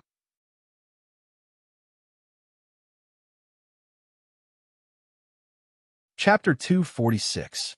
When Rinpochian returned to the other world, he suddenly felt that he had forgotten something. He frowned and pondered for a long time. What exactly did he forget? The next moment, he knelt down. Where's the Eru? Where's the Eru? Where's the Eru? Rinpoche was dumbfounded. How could he forget the Eru again? Why did he forget the Eru every time he returned to Earth? Could it be that he was born with a bad temper? The heavens are not blessing me. Rinpoche raised his head and sighed bitterly. It was useless to sigh now. He had to think of a way to explain to the Empress or how to make the Empress not pursue this matter. Although the Empress couldn't really chop him, she could definitely do something like kneeling to a glass shard. Perhaps he could change the practice from once every 2 days to once every day, or perhaps the Empress would personally give him a one-sided beating. What should he do? Rinpoche paced around the room for a long time, but couldn't think of any good ideas. Could it be that he had to carry a bramble and beg for forgiveness? Put a bunch of brambles on his back? This wasn't Rinpoche's style. Furthermore, even if he did that, the Empress would most likely sneer and beat him up with a little Lolita. Rinpoche had a pained look on his face. This way, he could only resort to his last resort. Get injured and beg for forgiveness. Knife. Is there anything like a fruit knife? Rinpoche searched the room for a long time, but he couldn't find any weapons from Earth. He did find a handgun, a Type 81 rifle, and a grenade. However, these weren't weapons that could be used to get injured and beg for forgiveness. Finally, Rinpoche found a short knife in the room. His eyes immediately lit up, followed by a constipated expression. This knife was given to him by the husband of the pregnant woman he saved at the Chun medicine shop when he taught them how to use the condom to stop bleeding. The problem now was that this knife was too thick. No, it was too wide. Although it was a short knife, it was several times wider than the small knife that Rinpoche imagined. It was wide, thick, and had rust on it. Rinpoche felt that it would be better to let the Empress beat him up with a knife than to use this thing to stab him. However, after thinking about it, he had already forgotten about it a few times. He couldn't possibly forget about it again, right? He also felt guilty in his heart. Forget it, it was better to suffer an injury and beg for forgiveness. The pain was just a matter of a few moves. With the black mud cream, he would be fine again in less than 2 hours. Men had to be tough on themselves. At the thought of this, Rinpoche clenched his teeth, pulled out the dagger, and gestured at his arm for a long time. Then, he clenched his teeth and slashed his arm with the dagger. Immediately, a palm-long wound that was half an inch deep appeared, and blood immediately flowed out. Rinpoche was in so much pain that he was gritting his teeth and sweating profusely. Looking at the wound on his arm, Rinpoche decided that he might as well go all the way. He gestured with the knife at his chest and then made another cut. Fortunately, the length of this saber is suitable for my hands. If it were a little longer, I would definitely be blinded. Rinpoche's forehead was covered in cold sweat, and his entire body was bathed in blood. Rinpoche immediately cried out in pain. His eyes were wide open as he stared at the knife in his hand. Now, this was no longer a rusty dagger. It was clearly a long dagger, a full meter long. Just now, the knife was clearly only about 30 centimeters long. Just as he was thinking, if it was a little longer, I would be blinded, the knife suddenly became a meter long, and it happened to pierce through his arm. Was this the Rui Jingu saber? Rinpoche's eyes were wide open as this thought emerged in his mind, following which he felt a lingering fear. If he had aimed the knife at his chest just now, the Empress would have already collected his corpse, following which he felt a sharp pain in his arm. Damn it! Rinpoche clenched his teeth and endured the pain as he pulled out the knife. Blood immediately spurted out. Rinpoche looked at the knife in his hand. After 1 second, he decided to hide the knife first and look for the Empress to save his life. He could study this knife later on. After stuffing the knife under the mattress, Rinpoche's lips trembled as he picked up the walkie-talkie and called the Empress. 10 seconds passed, 20 seconds passed, 1 minute passed. Rinpoche looked at the sky. It was daytime. Why wasn't the Empress's walkie-talkie by her side? I won't die from excessive blood loss, right? When Rinpoche thought of this, he trembled even more. He hurriedly pushed open the door and ran out to look for the Imperial Guards for help. Seeing Deputy Prefect Ren running out to ask for help with his body covered in blood, the Imperial Guards were scared stiff. Everyone knew how much the Empress doted on him. If anything were to happen to him, the consequences would be unimaginable. Your Majesty, I don't know how Deputy Prefect Ren got injured all over his body. I have already asked the doctor to send someone to treat him. In a large hall, the Empress was soaking in a clear pool with her eyes gently closed. At this moment, Hong Wan's voice came from the door. The Empress suddenly opened her eyes. According to the time, Rinpochian should have just returned from Earth, right? Did something happen? In the next moment, her spotlessly white body appeared at the side of the pool. Her white inner garment was like a cloud that enveloped her in the air. Following which, she put on a muslin garment and completely disappeared from the hall. Hong Wan looked at the disappearing figure in the hall and sighed. Her Majesty was a little too concerned about that person. Before that person, when had Her Majesty ever been like this? When the Empress arrived at Pingle Park, the doctor from the clinic had yet to arrive. The Imperial Guards were using a white cloth to clean Ren Baqian's wounds. What happened? The Empress frowned and asked. Her entire body was filled with killing intent. Your Majesty, this is a long story. Let's talk about it later when it's convenient. Ren Baqian's face was pale and his forehead was full of sweat. Now, his wounds were even more painful than before, causing him to shiver. Not long after, the doctor from the clinic came and examined Ren Baqian's wounds. The wounds on his chest and arms weren't considered serious. They merely looked scary. However, the wound that went through his chest only injured a little bone. After the doctor treated Ren Baqian's wounds and applied the black mud cream to bandage them, he bade farewell and left. After the Imperial Guards left, Ren Baqian spoke while shivering. Previously, it was painful. This time, it was even more painful and itchy. After all, even though the black mud cream healed wounds quickly, the numbness and itchiness caused by the rapid healing of the wounds was also very fatal. Your Majesty, I was just about to go buy some things after settling some matters. Suddenly, two people appeared and slashed at me with knives. These two people were not like ordinary people. Even though I resisted with all my might, I was still not their match and was injured in a few places. Seeing that the situation was not good, I quickly came back, Ren Baqian said. The Empress frowned and said, Find out who did it. I will exterminate his entire family. Thank you, Your Majesty. However, I don't know who I have offended. I will have to investigate carefully when I return, Ren Baqian quickly said. I didn't expect such a thing to happen in your world, the Empress said. Where there are people, there will be underworld. Where there is underworld, there will be disputes. Sometimes, you don't even know who you have offended, but the other party will bear a grudge and even attack you. It has been like this since ancient times and has never been severed. Ren Baqian's face was filled with vicissitudes of life. The Empress deeply agreed with the saying, Where there are people, there will be underworld. Where there is underworld, there will be disputes. Currently, Great Xia views you as a thorn in their side.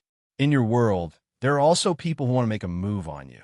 It's better for you to practice martial arts properly these few days. I will supervise you. You need to increase your daily practice time by 2 hours, the Empress said after thinking about it.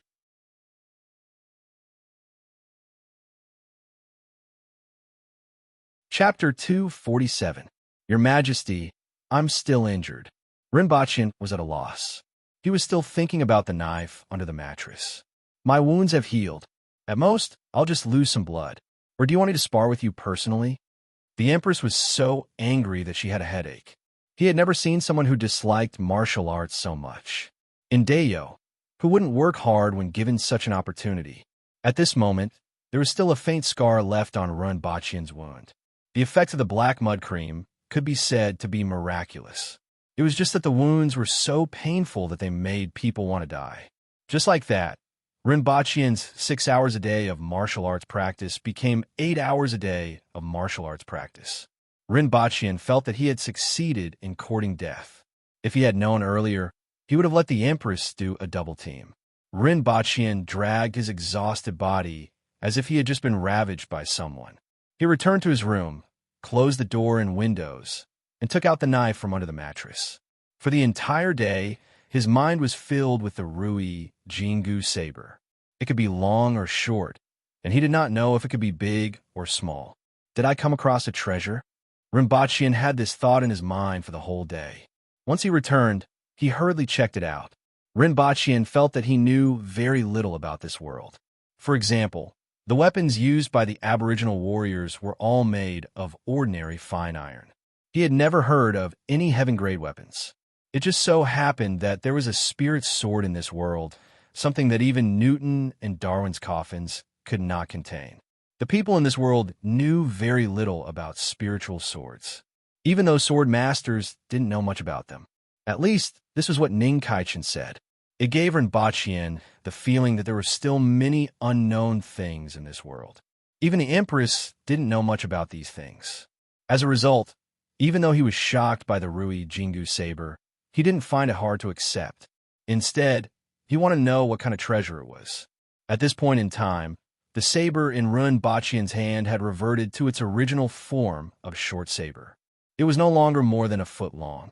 What happened in the morning seemed like an illusion. Rinpoche held the hilt of the saber in his hand and pointed it upwards. Long, grow longer. Big, grow bigger. Rinpoche struggled for a long time, but the dagger in his hand did not react at all. If it wasn't for the knife that pierced his arm in the morning, he would have thought that it was an illusion. Thinking about it, the only difference between this time and this morning was that there was blood in the morning, but now there was none. Could it be that this thing could recognize its owner with blood? But he had dripped blood in the morning. Rinpoche thought about it and felt that this was the only possibility.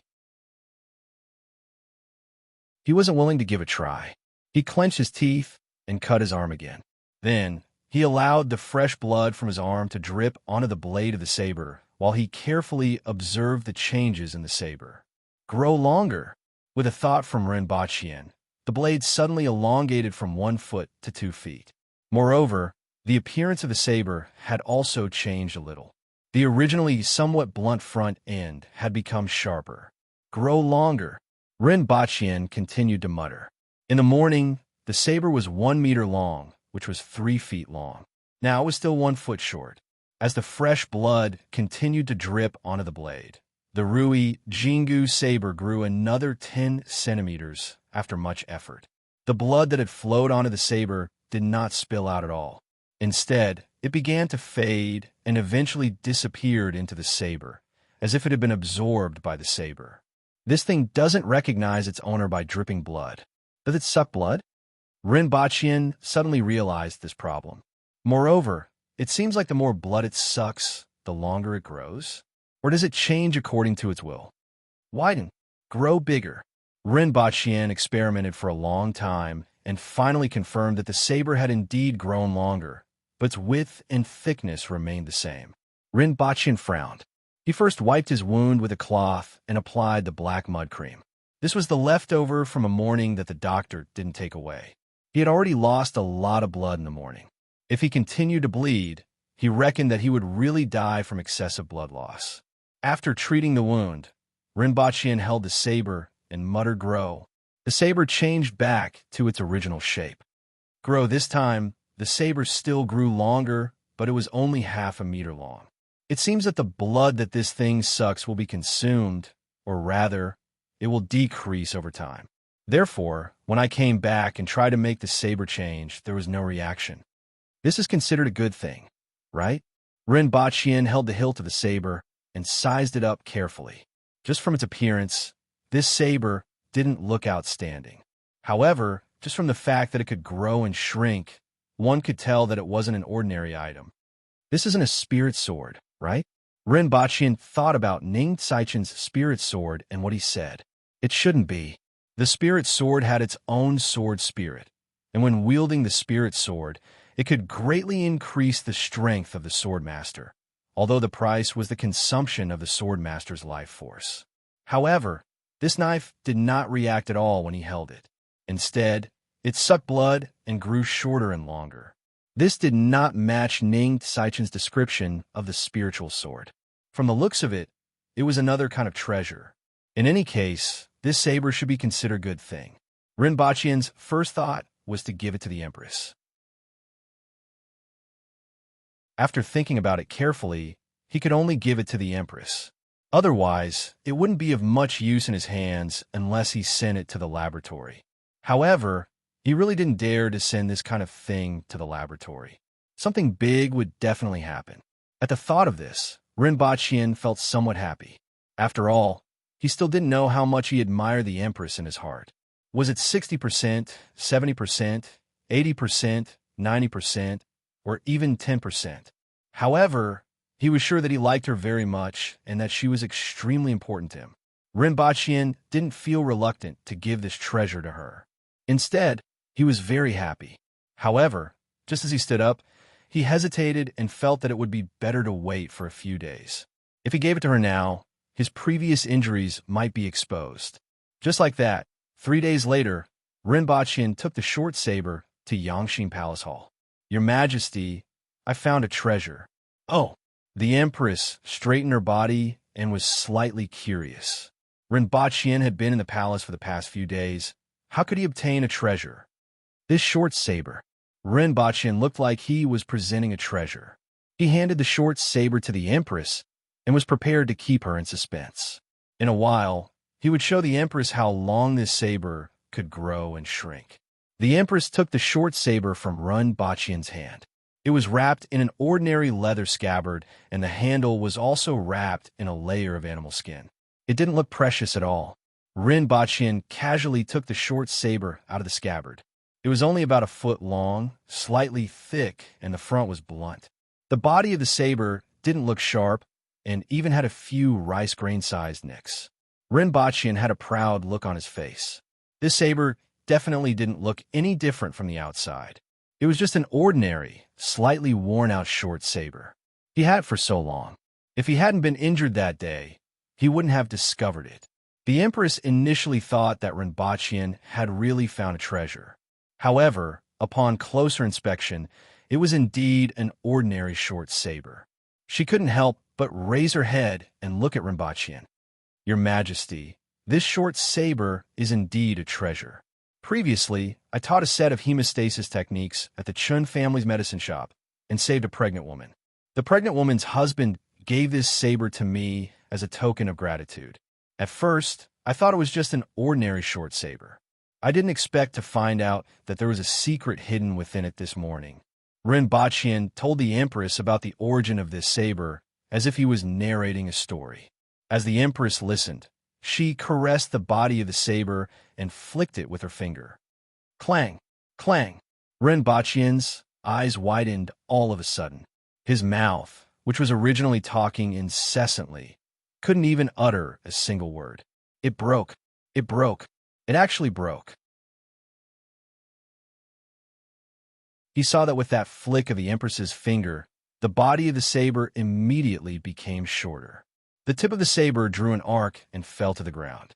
The Empress looked at the broken edge of the saber. It wasn't hollow, and there wasn't anything hidden inside. She raised her head and looked at him doubtfully.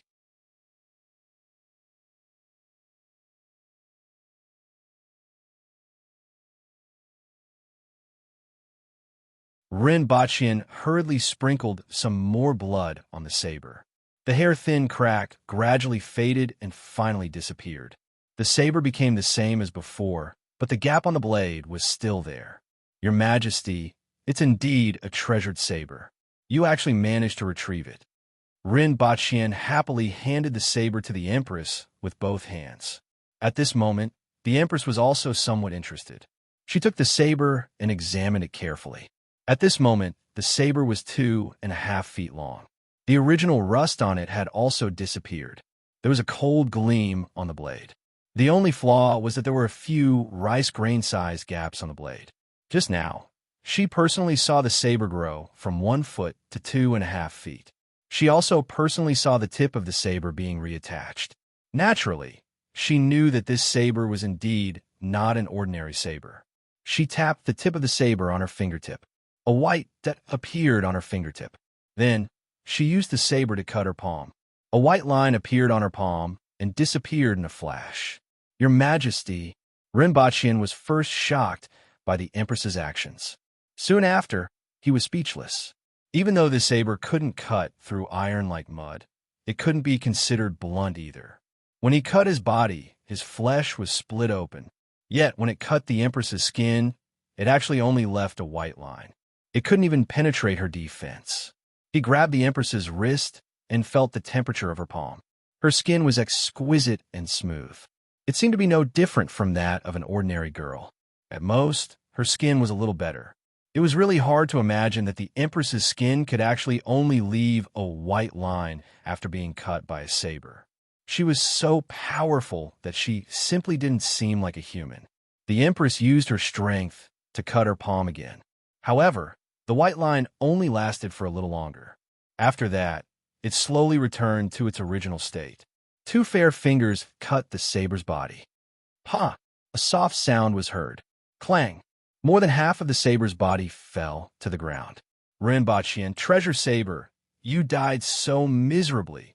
Its sharpness and hardness are ordinary. Other than being able to lengthen and shorten, it's no different from an ordinary saber. Keep it for fun, the Empress said indifferently.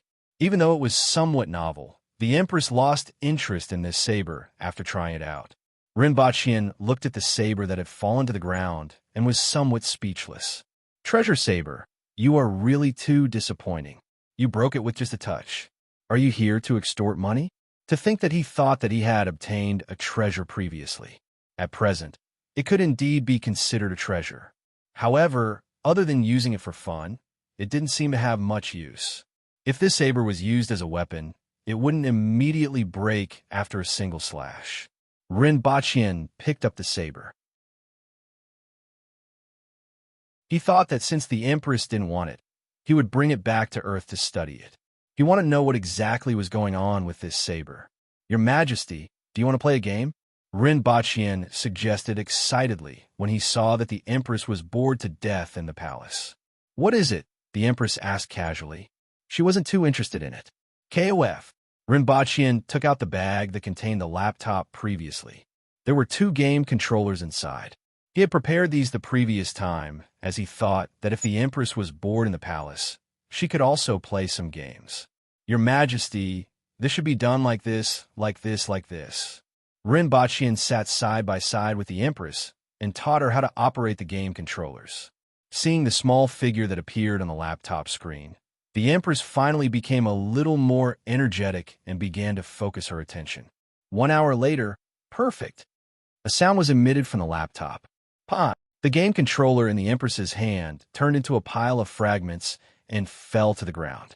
Boring. The Empress's pretty face was almost raised to the sky with a look of disdain. As she loosened her grip, all the fragments in her hand fell to the ground. Rinpoche didn't know whether to laugh or cry. Your Majesty, aren't you too much a sore loser? The last time they played checkers, she smashed the checkers into powder with 1 slap. This time, she also smashed the game controller into pieces. Next time, it would be better to play Contra. He didn't know if the character would directly smash the laptop into pieces after death. Looking at the Empress's past 2 times, it wasn't impossible. It was full of dark history. Fortunately, the Empress didn't smash the laptop this time. Both of them could still watch a movie. After lunch, it was time for Rinpoche to practice martial arts. Just as he was about to pack his things, his gaze fell on the treasure saber that he had just broken. Suddenly, he discovered something that made him dumbfounded. The end of that short saber was only about 10 centimeters long and was slightly shorter than before. And the part that was broken was still the same length as when it was first broken. It was about 1 foot long. Your Majesty, look. Rinpoche was shocked as he picked up the broken saber. For a moment, his mind was filled with a magical melody. I have a beautiful wish when I grow up. I could sow the sun so, 1 by 1, is enough will bear many, many suns, 1 for the South Pole, 1 for the Arctic Ocean, 1 to hang in the winter, 1 to hang at night, la la la. Plant the sun, la la la la. Plant the sun, la la la la. Plant the sun. The magical melody kept reverberating in Rinpoche's mind. All he had to do was to replace the word sun with treasure saber. If the broken part wouldn't shorten, would he be able to grow this saber by watering it with blood? As long as he watered it with blood, it would lengthen and then be cut off. Rinpoche was shocked. This was simply a magical weapon. Why would he still need to mine iron? He just had to plant the saber. You're tuning into the Romance Rendezvous YouTube channel. We're so grateful for your support, and don't forget to subscribe to join us on this incredible journey through captivating stories. Your generosity through donations truly makes a world of difference, as it's the primary source of revenue that allows me to expand and enhance this channel for you. Thank you from the bottom of my heart for being a part of this adventure.